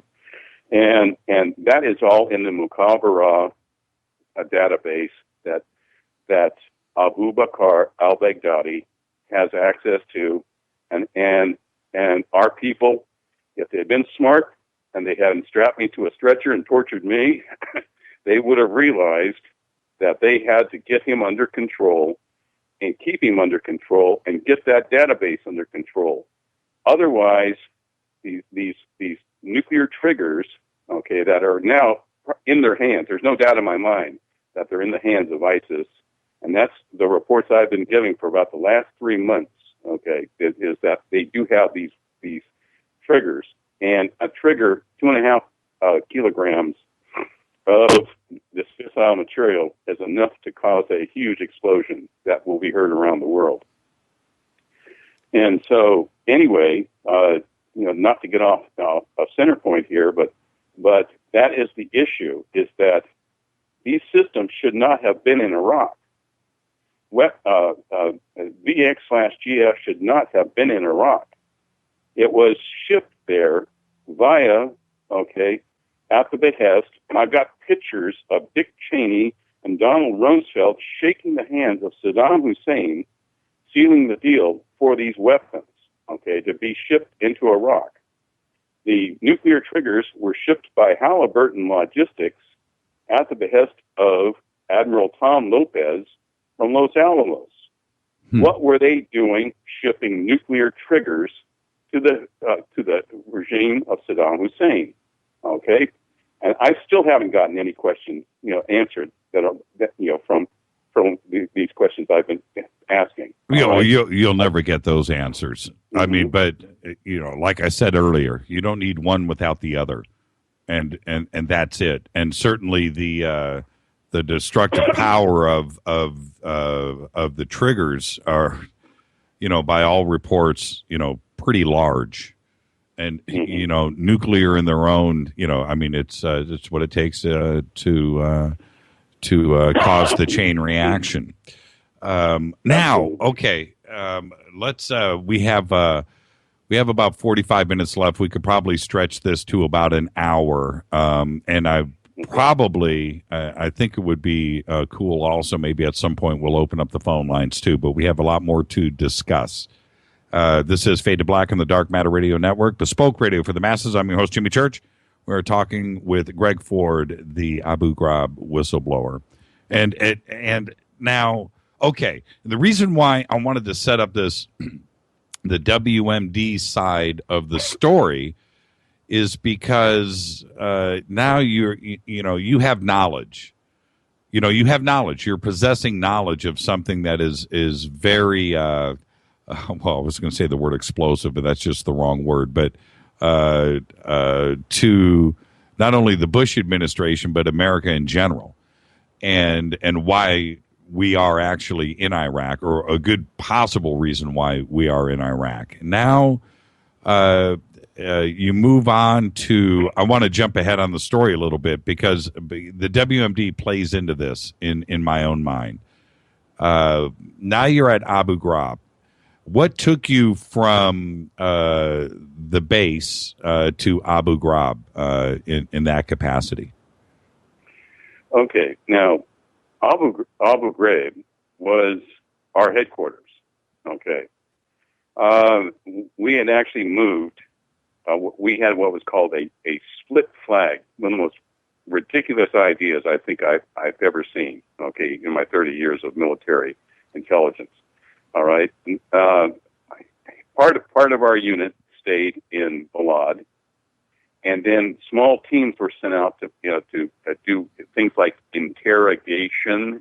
Right. Because that's what our unit did, was counterintelligence, which I was a counterintelligence agent, and interrogating POWs and detainees, and these were trained interrogators, and so they went to places like Camp Buka, and I mentioned Camp Buka specifically because that's where Abu Bakr al-Baghdadi was sent first, and then he was sent, and where he was tortured and abused, and then he was sent to Abu Ghraib.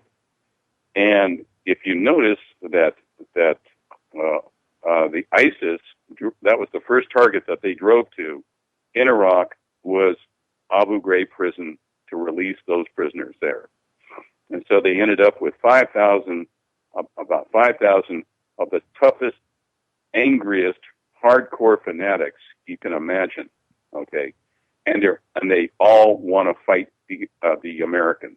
They want America to come back, and they will do anything to bring America back.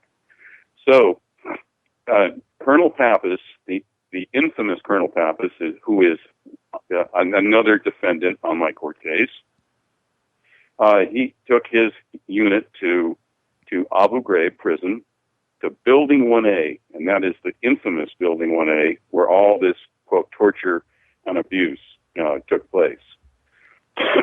And so what happened there was, it was the initiation, and like I said, I was going to give you a name, okay, for this program, and the Department of Defense they have conniption fits, that they just turn bright red when you say this name, but it is called Copper Green. All right, the torture issue was actually researched, and the test bed was run in the first Gulf War at King Khalid Air Base. All right, and that's where torture was first studied by American researchers. Now, this flies in the face of MK Ultra and all the other CIA, programs for interrogation. It was torture as a tool of state policy. All right, Americans don't torture. We never have. It's not in our psyches. But that was the first test bed. King Khalid Air Base, Saudi Arabia, was the first test bed to see what would American troops do when they were asked to torture another human being, cause great pain, to another human being. What would they do? Okay, and those results were translated, in a program called Copper Green. Now, Copper Green, like I said, you'll start seeing all kinds of action now that I've mentioned that name. Well, Copper Green is implemented today. Oh, yes, very much so, in about 70 different countries. That's why all this stuff going on about torture hearings and so forth. You have to be you have to get the meat of the subject matter here. And what Copper Green did was it laid the groundwork at Abu Ghraib for selling, producing, industrialized torture, on a grand scale, on a countrywide scale, And that's what it produced. That's what they were doing at Abu Ghraib. And as a result, they took that program, the CIA took that program, and it was successful because guess what? Everybody started torturing anybody that they could get their hands on. Was Abu Ghraib? I don't mean to cut you off, but I need to here. I'm wondering in my own mind here. Was Abu Ghraib just like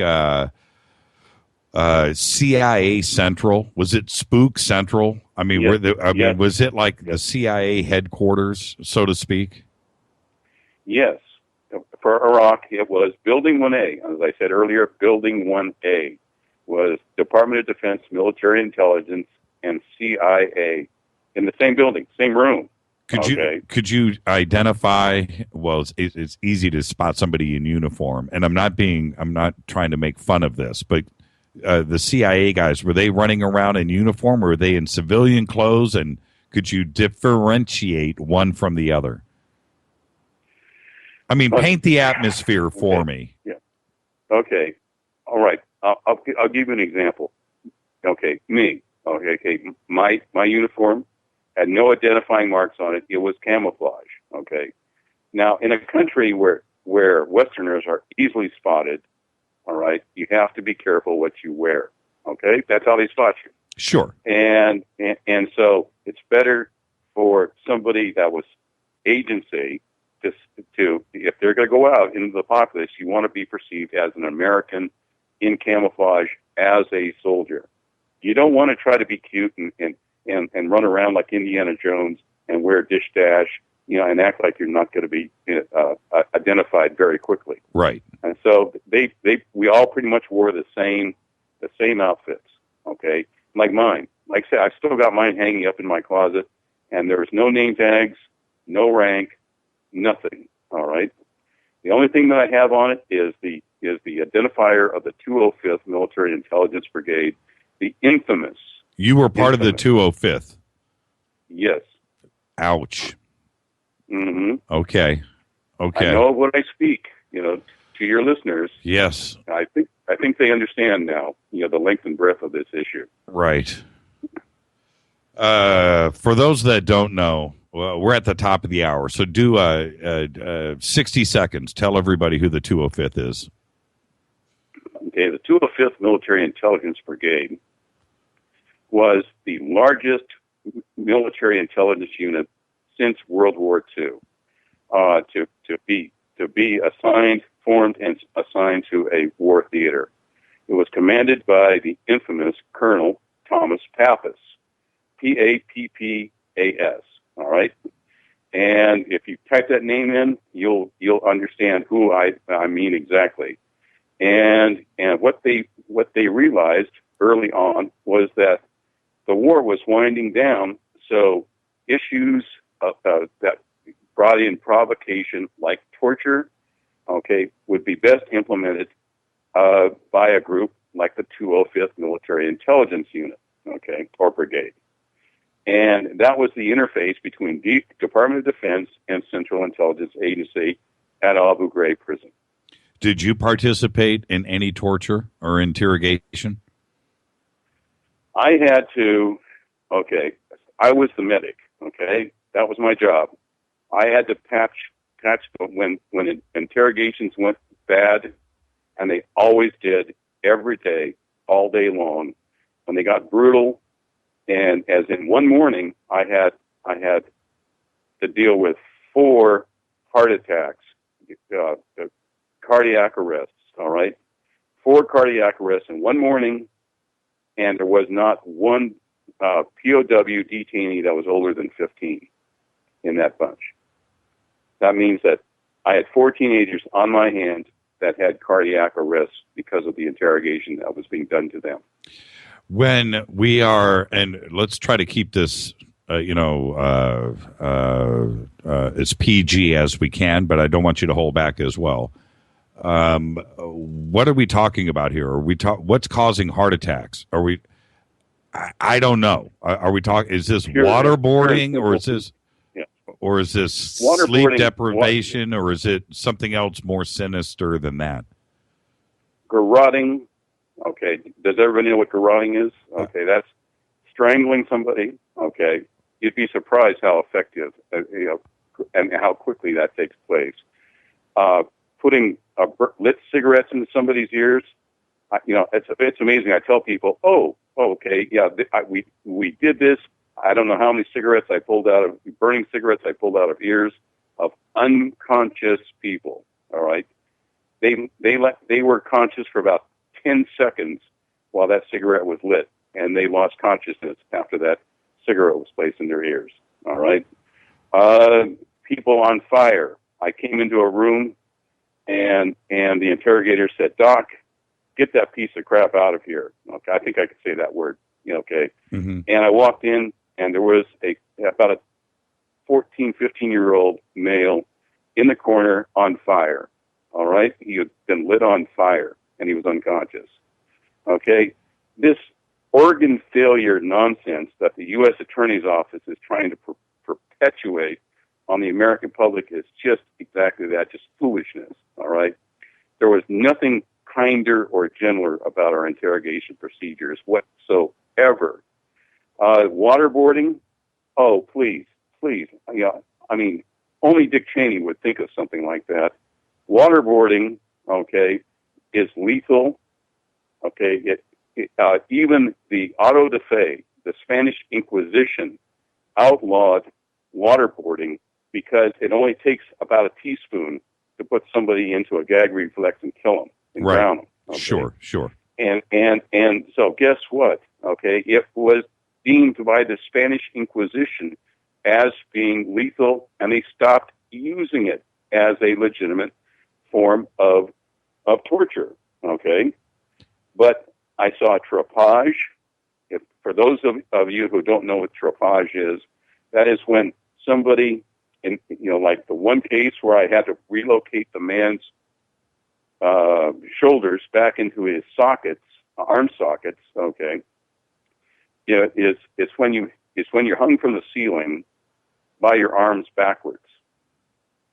All right, that is trepage. Spanish Inquisition as well. Yes, and there's nothing kinder about it. Let's quick break. This is Black in the Dark Matter Radio Network, bespoke radio for the masses. I'm your host, Jimmy Church. We are talking with Greg Ford, the Abu Ghraib whistleblower. Again, for being with us at this point. So I do have enough. And what did you do? What did you end up doing? I will say this. Sure. I can hear you just fine. Okay. All right. You started to fade there. Okay. I had enough. Okay. First of all, that morning when I had to revive 4 teenagers from cardiac arrest, I saved all 4. But I went to the fellow who was in charge of the unit, and I said, look, my assets are coming to me asking us if we've lost our minds. All right. Here we are in the middle, of a very angry community. We're kidnapping their kids off the street, and we're torturing their kids, and they can hear the kids screaming at night from this police station. This was in Samara, okay? And they can hear their kids screaming, and we are being attacked 5 to 6 times a night, by people trying to get their kids out of the police station, okay? And we had already had the Wedding Day Massacre attack, and that went around the world. Okay, that was an issue where one patrol ran into a wedding procession. There was a shootout, and then the building was attacked that night. But 2 of the local chiefs' children were killed in that shootout. And so we were being attacked, and the more we were attacked, the response was grab more kids and torture more kids. And my assets were getting tired of trying to justify our action to their own people. And they came to me and they said, look, if you keep it up, we're going to kill you. It's just that simple. We've got you completely surrounded here, and we thought you were Americans. Americans don't torture. They don't have a history of torturing anybody. And here you are torturing, people. All right, we can hear them. We can hear our kids screaming. Right. So do not do it, or we will kill you. It's just that simple. Okay. I mean, we're not talking stupid people here or people that don't love their children. No, I found the Arabs extremely congenial, pleasant, and more than willing to work with us if we didn't act like morons, in which is what we were doing. Sure. Now, okay, we invaded their country.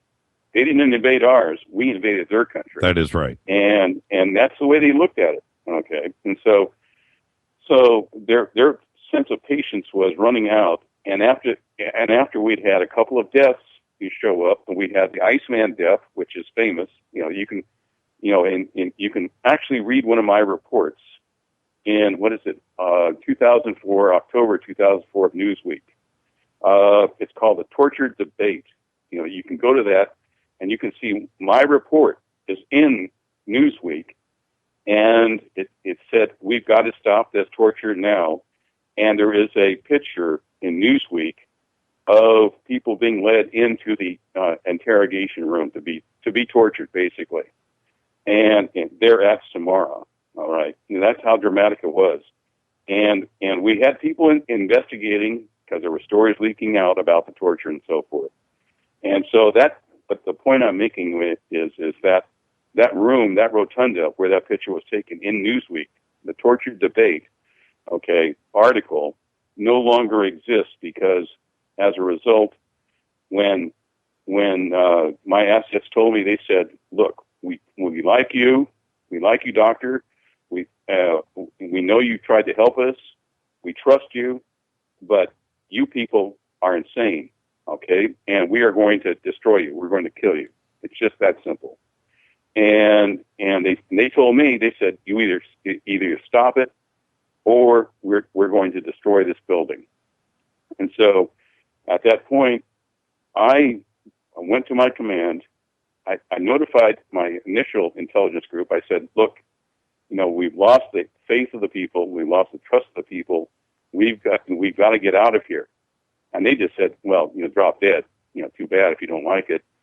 And then I went to the command, and this was Thomas Pappas, Colonel Ryan, Captain Victor Artiga, and I said, look, Pappas, Artiga, and Ryan are all in the same room at the same time. And they are now all defendants in my court case in Yes. San Francisco. Okay. I just want to be clear. Okay. Yes. Okay. So. And I said, absolutely, we've got to pull that team off that site in Samara. We're going to lose that team. We're going to lose the whole building if you don't pull that team off and replace them with senior people that can at least rebuild some trust with the community. We're asking those people to put their lives on the line to protect us while we're here, and we're busy doing these horrendous things to them. So, and they just said, look, they said, first of all, you're not going to threaten us. That was their response. Okay, you're not going to threaten us. And secondly, we'll do whatever we want. And I didn't realize at the time that they had already made a decision to get rid of me because of the weapons of mass destruction issue. Okay, very big deal. And so, anyway, I said, fine. Okay, we will play that game. And I said, I'll file formal charges with the Geneva Convention and the command and a Brigadier General, Janis Karpinski. And I'll put this out to your listeners that Brigadier General Janis Karpinski now is my number one supporter, okay, in this case. She has given me the declaration on this case, and you can read that declaration, okay, in my court case, Jimmy. And she said, yes, absolutely, that I did exactly what I was supposed to do to try to stop the torture and abuse and to report the weapons of mass destruction. And it was the command at Abu Ghraib that absolutely stopped it. They strapped me to a stretcher. Okay, they strapped me to a stretcher when I filed these charges, and they said, okay, fine, we're going to get rid of you. We're not going to stop what we're doing. We are going to get rid of you. And it was forcible. Okay, they physically grabbed me and strapped me to a stretcher, shot me full of what are called CIA interrogation sodium amytal drugs, and then virtually kidnapped me, and flew me out of the country. And I came to. I didn't realize it, but I had actually been tortured and interrogated when I came out of this fog that I was in, and I looked around, and the people that had done the torturing, they were not there. So I cut myself out of the stretcher. I walked over. I was on a plane, walked over, looked out the porthole, and I could see the Rock of Gibraltar passing beneath the plane. Okay, coming back from the Mediterranean, and we were headed to Germany. And I didn't realize that Germany had gotten wind. This is happening right now, by the way, for your listeners. Germany had gotten wind of my abduction and my torture, and they were demanding proof from the plane that nobody was on the plane that was against their will being tortured. And so it turns out I had two psychiatrists, and one of them is named in the court case, Merle Madera, who is now heading up, I just love this, she is now heading up the Children's Receiving Home in Riverside County, California. Is there anybody in their right mind that would want their troubled child falling into the hands of somebody that had tortured a fellow intelligence agent in Iraq using CIA interrogation drugs? Sorry, I don't think I would. What did she say to you on the plane? Okay, as I was strapped to the stretcher, okay, loaded on the plane, and she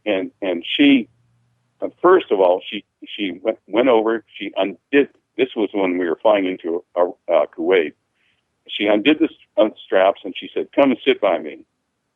And I said, okay, all right. And she said, I need to talk to you about this, what's going on.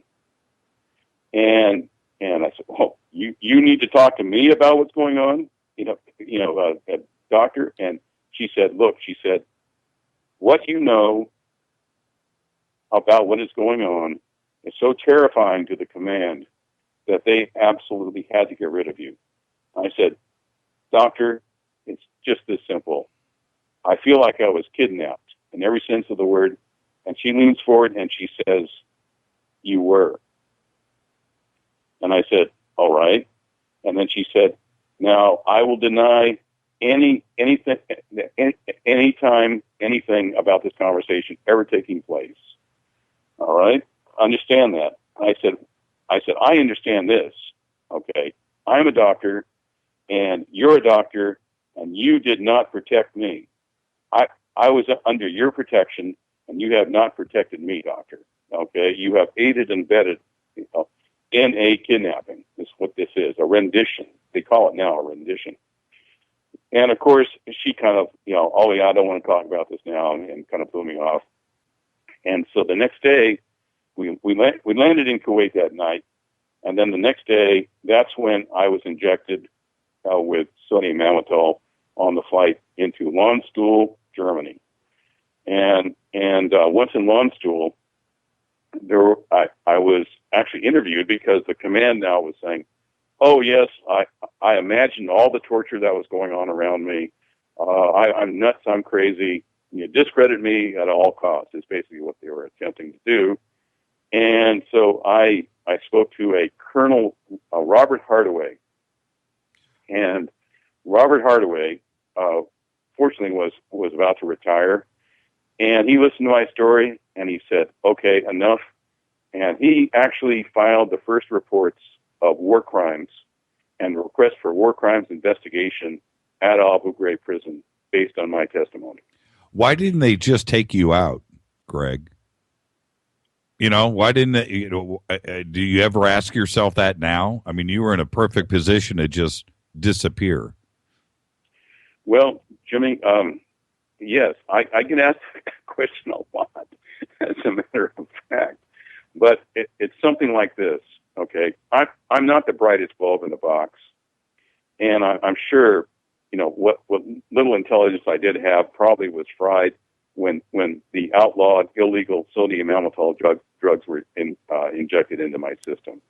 That is why they were made highly illegal by the Nuremberg Accords, is because they destroy brains. Those drugs will destroy your brain. And that's why they were removed as interrogation drugs. So the reason why I think I survived was something like this. Is when I had the chance, when I realized that they were going to pounce on me, thank God for technology, because I immediately was able to get on my satellite cell phone, and I contacted my attorney. And I can say this with assurance that if you're an intelligence operative or have any plans ever to become one, for any of your listeners, make sure you have a good attorney on retainer. All right? I did. And I contacted my attorney, Kevin Healy, in California, okay, via satellite. And I said, Kevin, get on the first plane to Baghdad. And before you do, though, you notify Stanley McChrystal, the Stanley McChrystal, okay, General McChrystal, commander of Southwest Asia, and say that, yes, your client is an intelligence operative, and he is being renditioned and abducted out of the country for reporting war crimes. And now at first, I didn't realize the import of that up until about 2 years ago when I spoke to Kevin. And he said that he did that immediately, spoke to Stanley McChrystal. Stanley McChrystal said, absolutely, this man is to arrive alive and breathing. Okay. Stanley McChrystal didn't want any more Pat Tillman on his hands. All right. Pat Tillman, the NFL player that was killed in Afghanistan. Right, who was shot in the head 3 times accidentally. Before we move on, do you think while you were on the plane and you were subjected to whatever you were subjected to that you may or may not even know about, do you think they could have also maybe implanted some memories into you, or do they have that? Did they have that ability? Well, we're not talking MK Ultra stuff here. We're talking about an interrogation, a drug-induced interrogation that happened on the floor of a plane bouncing around. Exactly. So it was a chance, because it sounds like you were able to remember almost everything. Is that an honest assessment? Well, I'd like to think it is, but if I can remember it now, and especially 10 years later, you can imagine, I must have had a pretty good brain before they injected me with sodium amytal, the famous brain killer. Right. All right. So, that is what they found, is that after an injection of sodium amytal, usually they had a vegetable on their hands for the rest of its life. So that was a result of the infamous MK Ultra studies that were done. Those were designed to break to interrogate former Soviet defectors who had been conditioned for years to be spies and moles. And so, but that was the problem that they found was with this sodium amytal series, is that it literally obliterates or ablates part of your brain and its function. So I might have that issue. I don't know.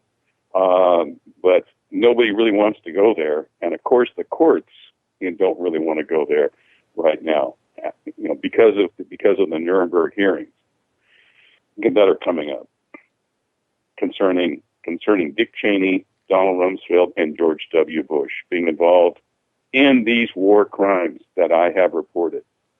When we're going to get to Nuremberg in a second, and I do, I'm sure we should take some phone calls or try to get a couple in before the end of the show, if you don't mind. I'll leave that up to you. No. At what point? Your attorney flies to Baghdad, McChrystal's involved. At what point does this hit the proverbial fan and the media grabs hold of this? And I want to talk about Feinstein, too, in a second, too, so let's not let that get away from us. Sure. At what point now does it start to spiral out of control? Okay. When I got back, okay, I of course, it started to spiral out of control when Robert Hardaway, who interviewed me, and he said, "This has got to stop right now. This will amount to the greatest scandal in U.S. history, and war crime scandal in U.S. history." And it started with him filing his request for investigations, and that was I hadn't even cleared European airspace at that point. And then I returned to Sacramento, California, and in a bit of a fog, I just kind of trying to figure out what had just happened to me. And so I thought the first thing I need to do is contact first of all, my representative in San Francisco, which was Senator Dianne Feinstein. And I did that for a reason. Senator Feinstein, that's her district, and my headquarters for my intelligence unit is in San Francisco. So you were a genuine constituent at that point. Absolutely. Right. And of course, all politicians are pretty much all the same. There's, the first thing they think of is how is this going to affect my career? And so I contacted her staff. Very seldom do you ever get the live person, when you call your representative. And I said, look, I just got back from Iraq. This is what is happening. And I'm going to give the entire report to the FBI. I'm going to be debriefed by the FBI. So you can actually get a copy of their report from the FBI. And which I did. I took myself and the agent Dave D'Abato, okay. Dave D'Abato also confirmed the weapons of mass destruction there at Balad. And Dave D'Abato was flown out, and he did the first story on me. I believe you read that first story of what's called whitewashing torture. Yes. And then Dave D'Abato and I were debriefed for about 3 weeks with the FBI. And that included weapons of mass destruction, what types of torture that were used, what was going on, comparisons with what had happened at Guantanamo, okay, same things were happening at Guantanamo. And the program that called Copper Green, and also there was a couple of other issues, big issues that came out of that debriefing, and it's actually mind-boggling what came out of the debriefing, because there were things that I didn't understand were going on that the FBI was able to put in perspective, as in transfer of weapons of mass destruction to Syria, and where they went into Syria, and where those weapons are now in Syria. Okay, these are all big questions that keep evolving. And so, anyway, I after speaking to Senator Feinstein's office, letting her know the danger that was apparent to her, because this did happen at the command on Zoo Road. That's where the headquarters is, on Zoo Road in San Francisco, and this would be the greatest set of war crimes in U.S. history, and so nothing had really happened at that point. Nobody had said any bad things were going on, and it was a couple more months before Joe Darby slipped his photos under the door at Abu Ghraib. CID is actually where he slipped them, and CID immediately responded because they had heard my case. I'm sorry, CID is Criminal Investigation Division, okay, at the Army, and they sent somebody chasing me. Okay, they sent this poor guy. I finally got to meet this guy. They sent an agent to meet me and to brief me. Okay, even after I'd been to the FBI, and he chased me halfway around the world, it turns out, to get my story. And so the Army knew that they had a major scandal about to break. There was no question about that. And they started a slander campaign on me. I mean, from Iraq, the unit started a slander campaign, character assassination, derogatory, fantasies, the whole bit. I mean, they just attacked me. As they say, that at times like this, high emotions, where there's a lot involved, that the Dalai Lama and the Pope aren't safe from the character slanders that will happen. And forget Mother Teresa. And so what happened was I notified not only Senator Feinstein, but John McCain, Senator McCain, Nancy Pelosi, and Barbara Boxer. They were all informed. In spite of what they say, Barbara Boxer, with her Botoxed eyes, looking wide-eyed at the camera, saying she had never heard of any such thing. I remember that. She had been informed. Yes. She had been informed by me, okay, that yes, this horrible thing was going on at a place called Abu Ghraib prison, and it was going to blow up into the biggest scandal in U.S. history. And I was absolutely correct. And John McCain, I've still got the letter, and he said that he would initiate some sort of reform in interrogation as a result of my reports. And he did, as far as I can tell. He kind of get, typical politician, lukewarm kind of response, but as far as I can tell, he did that. What was the timeline, if you don't mind me jumping in here? What was your timeline from when you got to Northern California, you contacted Feinstein's office, and the famous photographs coming out of Abu Ghraib? What was the difference in time between those two events? Because one, obviously, the photographs completely vindicated everything that you were trying to tell Feinstein. And everybody, saw what was going on at Abu Ghraib, everything that you were claiming. What was the timeline in that? Was it a month, 2 months? Okay, it was. Okay, here's what happened with those photographs. Most people don't know. In fact, nobody knows this, but I will tell your listeners first. Those 5 photographs, there were only 5 photographs. That's right. Okay, initially. There were several hundred photographs taken of the most hideous brutality you can imagine. Okay, pouring phosphoric acid on somebody's rectum. Yeah, okay?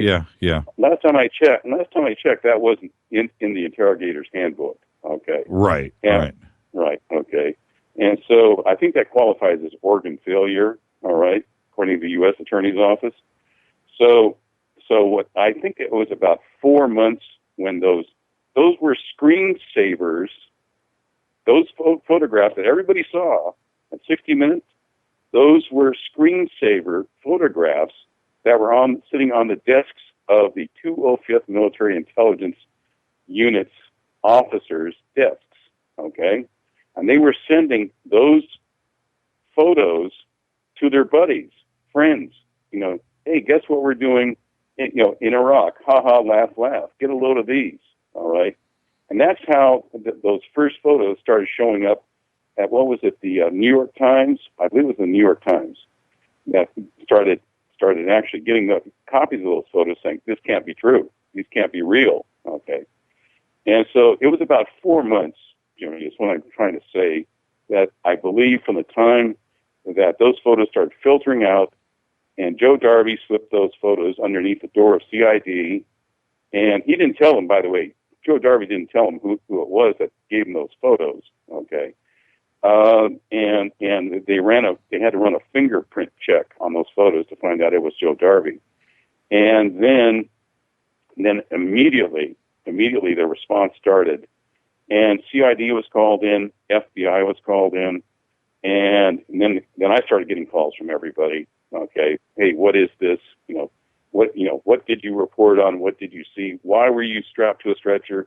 How did you get out? And that was a big question mark, was, how did you get out of Iraq? Everybody was just dumbfounded, stunned. Well, you didn't have, to be clear, I want everybody to understand, there weren't papers issued for you to leave Iraq. You were just put on a plane and shipped out of Iraq. There were no orders for you to transfer.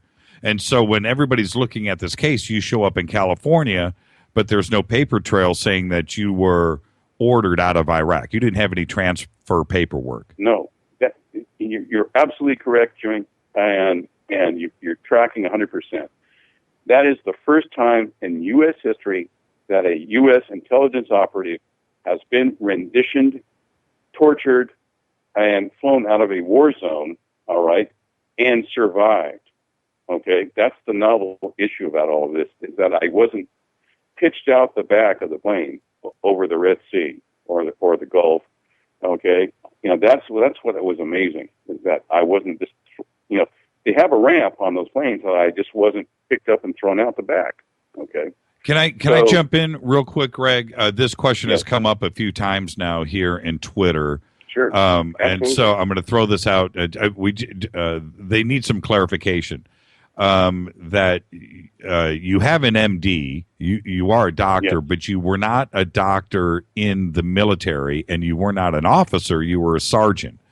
Right, that's correct. So define for everybody the difference between a medic and a doctor, and who is an officer and who is an NCO with a medic heading. Okay.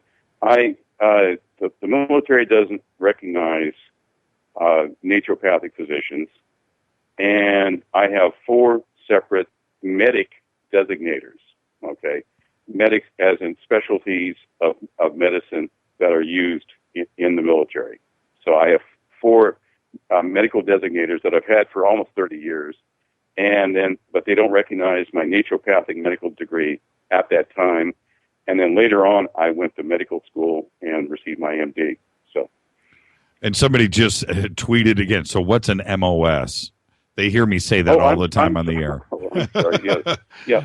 Ask those questions because. Well, no, you and I. For 30 years. Yeah, you and I understand that. That stands for military occupation specialty. It's your job. That's what it means. It's your job. Your MOS. What is your? Right. Whenever I ask somebody in the that's in the military hey, what's your MOS? And they always shoot me a look like, hey, what's going on? Yeah, I was so and so. But it's funny when you run it by me, I don't hear it because I just it's second nature. But that's what MOS is. MOS is your gig, your job. Right. Absolutely. Being in the intelligence business, you're required to have so many skills and specialties, and I look back and I have a specialty in like mines, booby traps, disarming weapon systems. I have a specialty in both being even a vessel master. Okay, I have an MOS in that. I have 4 medical MOSs. I have 4 intelligence MOSs. So and I even have a legal MOS. Okay, not that I ever wanted to use it, but I actually do because of my intelligence work. I do have a legal MOS. So let's take a quick phone call from Dino. Dino, say hi to Greg Ford.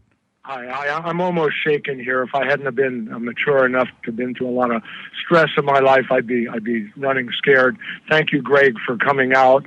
All I can say is that's my old stomping grounds. Don't anybody judge me. Feinstein, who I've approached, and on this program, I've told you guys about Boxer and Pelosi. When I've approached them, I knew both of them casually from being raised in the city. I just wanted to check a couple of facts, Greg. Now, Zoo Road, that's a National Guard station there by the zoo, correct? Dino, you are right up. Jimmy, you have some of the sharpest guys on your show. Yes, we do. Yes, well, it is. Zoo Road. Yes, absolutely. So and it is kind of underground facility. I know I rode up to it on a bicycle one time, and they just have some camo vehicles. It's a pretty small facility, and it's hidden behind the sewage treatment plant there. Right. And there's Fort Funston. That's technically the area, Fort Funston. Yes. And then the ocean is right behind that. So yes. No, you got it, 100%, Dino. Dino, what's your question? What's your question for Greg? Well, I guess the question would be, do you feel? And again, I'm not trying to be a hater here. I'm not trying to be political, but it's true that Feinstein and Boxer are both very strong in their Jewish faith.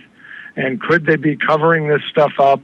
And the fact that Diane just came out recently and said, "Oh, I didn't know about all this stuff because of your case," And the second follow-up would be, do you need people to go to the courtroom there down on Mission Street to sit in the courtroom when you're there? Thank you, Dino. Thank you. Well, thank you, Dino. Yes, hey, I will take all the support I can get. And I haven't had that much, believe it or not. But now, let me see.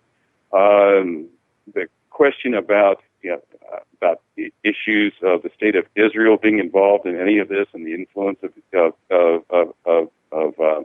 Israel. Well, I can answer it this way. Okay, and it's a very sensitive place to go. It is for me too. I try to avoid it on this show like the plague. Right. But all I can say is that I was speaking to General Janice Karpinski, and she asked me. Okay, she said she walked in and into Abu Ghraib, into the command center, and there were 3 Israelis in her own command center. What did she commanded? And she said, "Who are you people?" And they said, we're from Israel. And she said, "Who cleared you to be here?" And they said, "General, if you have a problem with it, contact Washington." And that's all I'm going to say. That's all you can say. Yeah, sure. All I can say. Somebody brought up this point earlier, and I meant to get to it since we're talking about Feinstein again. Did you? Okay, wait. Actually, let me back up. I have 2 Feinstein questions. One, after you contacted her office, obviously you didn't hear directly from her. Then the photographs surface. Everything's in an uproar. The media's there. Did she ever call you back? Did you talk to Feinstein directly at that time? Okay. No, she did not call me directly. All right. It went through the ACLU. Okay. The response came from the ACLU, and the ACLU spoke to me. They did all the intermediary work for basically the senator. And the first thing they said was, "Okay, yes, you're the guy who reported this. What about those 5 photos?" And I said, 5 photos? You don't know that there's hundreds of photos, and 5 hours of streaming video of what went on? And they said, "We have no idea. Where do we get this?" And I told them where to find that photographic data, and they immediately subpoenaed all of those photos. And that's when you had the House Committee on Intelligence and Collection. That's when they had those hearings and the famous news releases of Dianne Feinstein and the entire staff coming out of viewing the torture that was going on. And I've never seen anybody look so stricken in my life as that entire committee. Okay, but that was from me telling the ACLU, okay, where to find that material.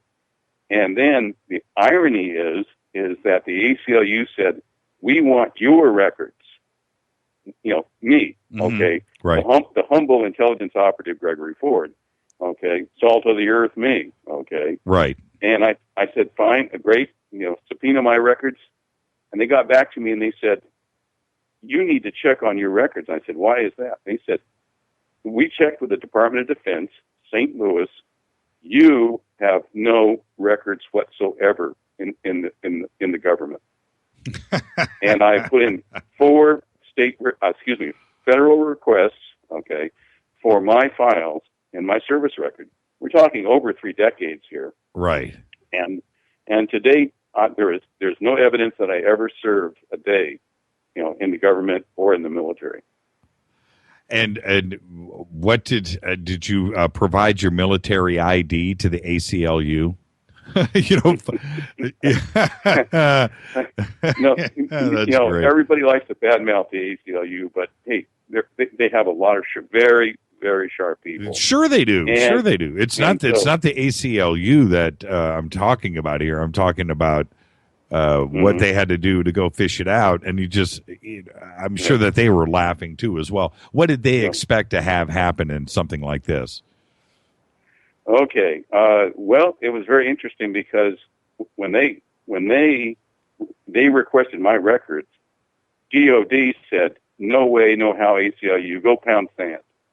And so the ACLU took it all the way to the Supreme Court, and the Supreme Court said, nope, the DOD has to turn over the photos, but they don't have to turn over my military records. How do you deal with this mentally? I mean, day to day, and I asked you a couple of other personal questions this afternoon. I actually may go back and visit those. But how do you deal with this day to day?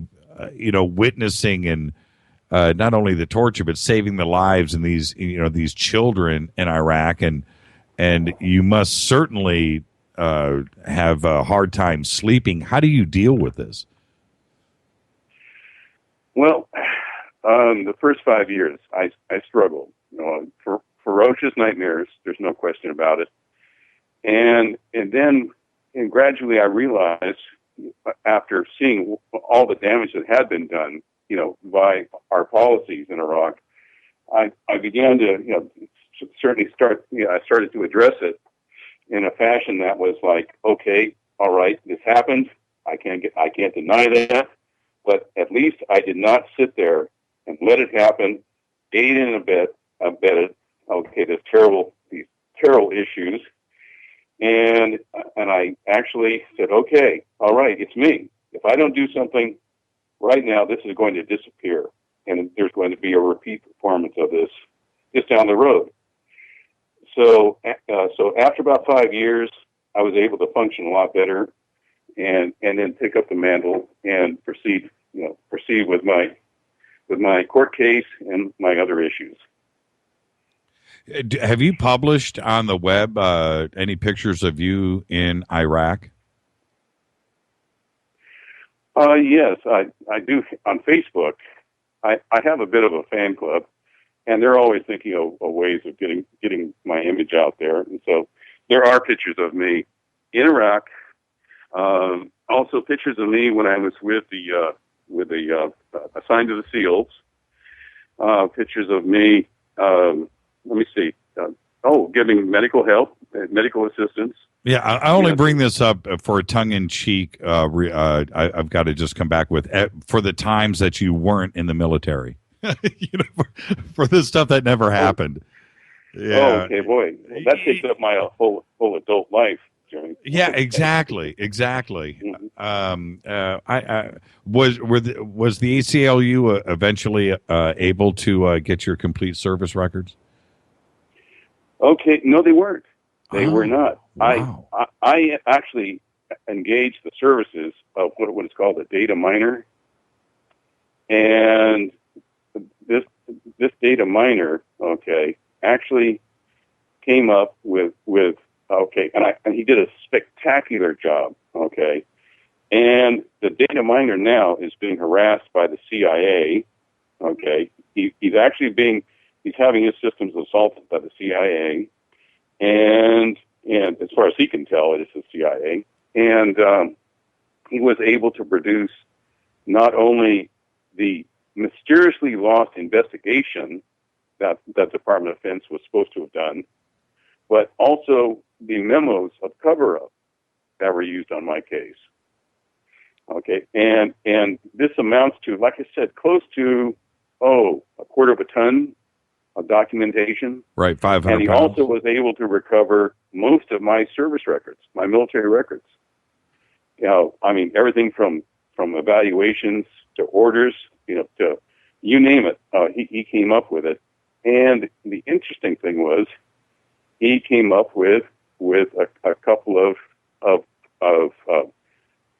memos, okay, that were in the Pentagon to Dick Cheney, okay, and Dick Cheney, it turns out, and this is one of the issues that I'm dealing with, is Dick Cheney, okay, started a program in a faraway country called El Salvador, and he based his interrogation death squad program on something that happened in Vietnam called Operation Phoenix. And so he turned right around and took the death squad program, which now, by the way, has within the last 3 months, okay, this has happened, where the death squad program that was launched by Dick Cheney. Who else could do this but Dick Cheney? Okay, I tell people that all the time. Who else could be so diabolically evil and vile? Okay, and be in such a position to create programs like death squads to operate in a tiny little country like El Salvador. That's right. But anyway, he took that program and he turned it, okay, this counterinsurgency program, and he turned it into what is called now Copper Green, okay? And Copper Green was the program taken from El Salvador and the death squads and transferred to Iraq. And in Iraq, it was designed to be the death squads set up, the Shia death squads set up and run by General Petraeus. I have two last. Thank you for hanging on. Now I'm going to make you stay for another 5, 6, 7 minutes because okay. I have two important questions to try to get in. The first one is I don't think any young man or woman, 18, 19 years old that goes into the service plans on torturing somebody, but it did happen. And it does happen, and it happened at Abu Ghraib. What changes in somebody for, what happens? Is it the heat of, is it war itself? Is there a breakdown of one's morals? Is it because you have a gun in your hand and you feel indestructible? What is it that happens that changes inside of somebody to go from graduating high school in the United States to sticking a cigarette in some child's ear outside of Baghdad? What happens to that person? Ooh, boy. Okay. All right. Where do I start? All right. I'm fortunate, Jimmy. Dr. Phil Zimbardo.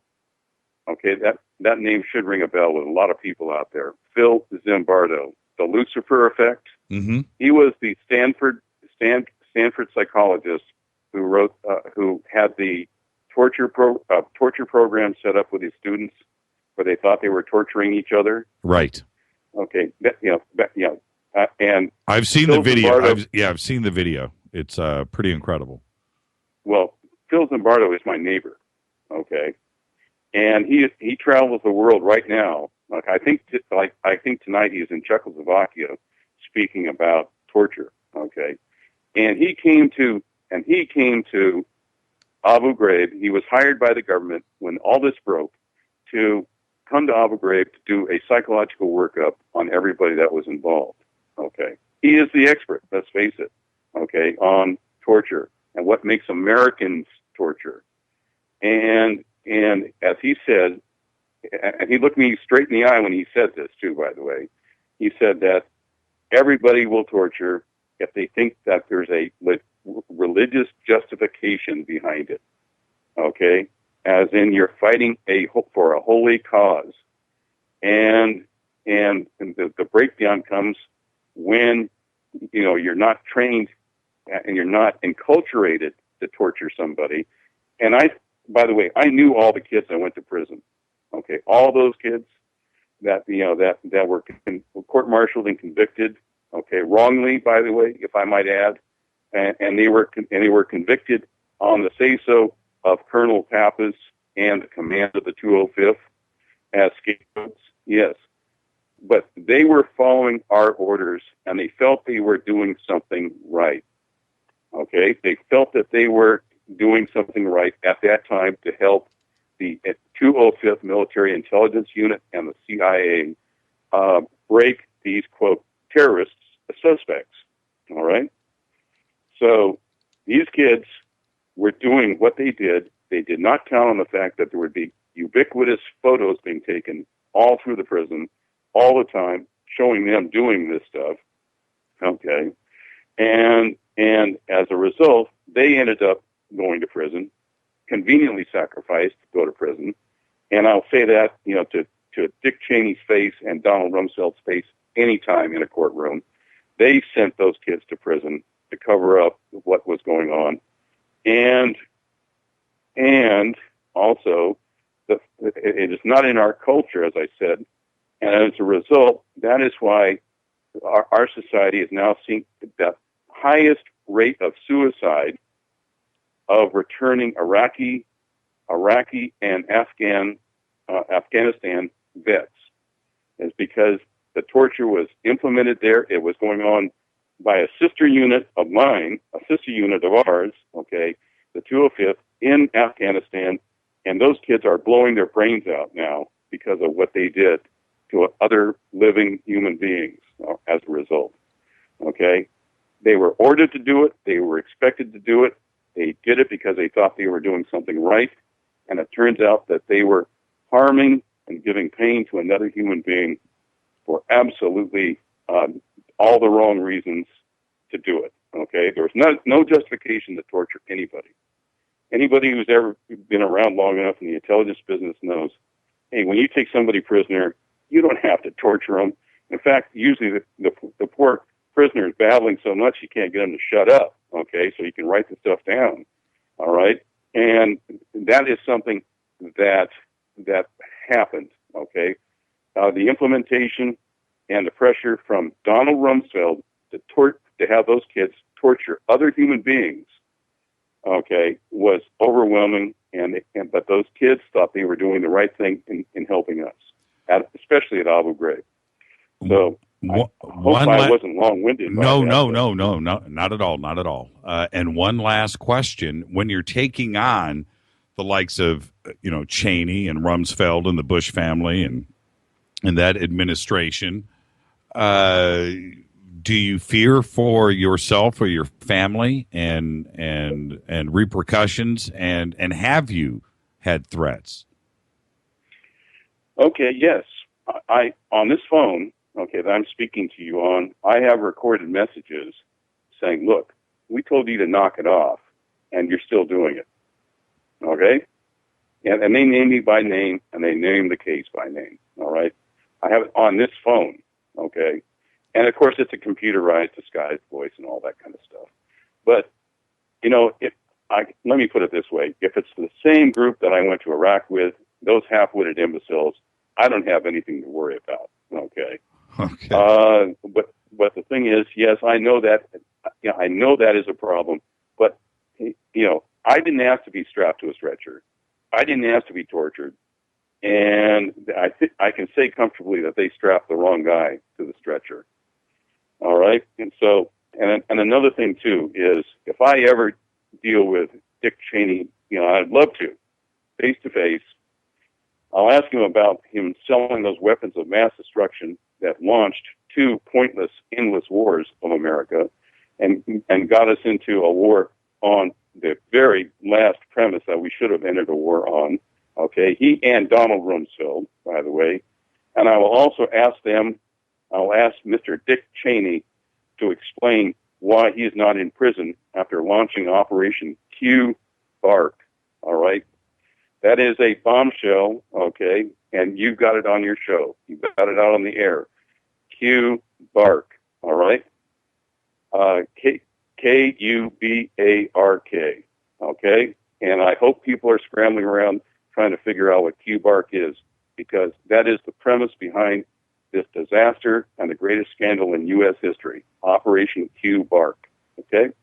So I think I might have answered your question. Thank you so much for coming on the show. When is the case going to possibly go to court? Do you have a court date set yet? Okay, let me see. I have my opening brief, and the U.S. Attorney's Office is doing everything it can to stall, okay, and put this case off track. But I expect to have oral arguments very shortly, and in fact, I'm going to press for oral arguments. Now, I've been told the last thing that the U.S. Attorney's Office wants and the U.S. government wants is to have me speaking in a courtroom about my case. But that's fine. I would love to speak in San Francisco about exactly what has happened, what happened to me, but also what got this country into this disaster in Afghanistan and disaster in Iraq. I'd love to, okay, and that's part of my case. So anyway, I can't give you a date or time, but I'm pressing as soon as possible, Jimmy. Thank you so much. Thank you so much for coming on the show. And obviously, we're going to have you on further on into 2015. And there's a lot of follow up. And this is only the very. It's kind of hard to imagine it like this, but this is the very beginning. It's been going on for over 10 years now, but it's really about to take off. And of course, you know what I'm referencing. So.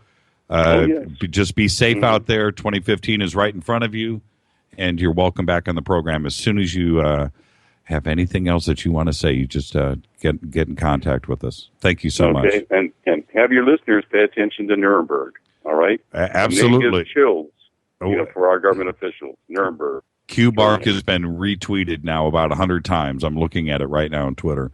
Yes, QBark. And I will gladly come back on your show and explain the horrific details of Mr. Dick Cheney and Operation QBark, and why he is now considered a war criminal as a result of Operation QBark. The black helicopters are circling our studio as we speak. Thank you so much, Greg. You have a great night. Jimmy. It was an enlightening conversation. It was absolutely all that and more. Thank you so much. And I'll say thank you to your listeners, too, for having the patience to listen to me. Thank you. Greg Ford, everybody, a true hero. Thank you, Greg. You be safe. My pleasure, Jimmy. You too. Good night now. Good night. Wow. Thank you, Greg. Thank you, Fadernauts. I realized that was a heavy show. I did warn everybody, but thank you. Thank you so much, Greg. And with that, I'm going to say we're going to depart. Tomorrow night is Fader night, everybody. Tomorrow night is Fader night. Thank you, Greg Ford. It's an American hero right there. Stay tuned. Coming up next is After Hours AM. Special thanks to Keith Rowland and Art Bell. Fade to Black's executive producers, Rita Kamarian. Shows produced by Hilton J. Palm, Mark D. Kovar, LJ3, Renee, and Jonas. Announcers are Steve Harder, Gene Vito, and Mark D. Kovar. Fady by Dale. Webmaster is Method of Signaling. Music is this guy right here. Doug Aldrich. Intro by Spaceboy. SpaceboyMusic.com. Fade to Black is produced by KJCR for the Dark Matter Radio Network. I am your oh-so-humble host, Jimmy Church. Tomorrow night is Fader Night. Don't forget about Saturday. Follow us on Twitter at JChurchRadio. Be safe, everybody. See ya.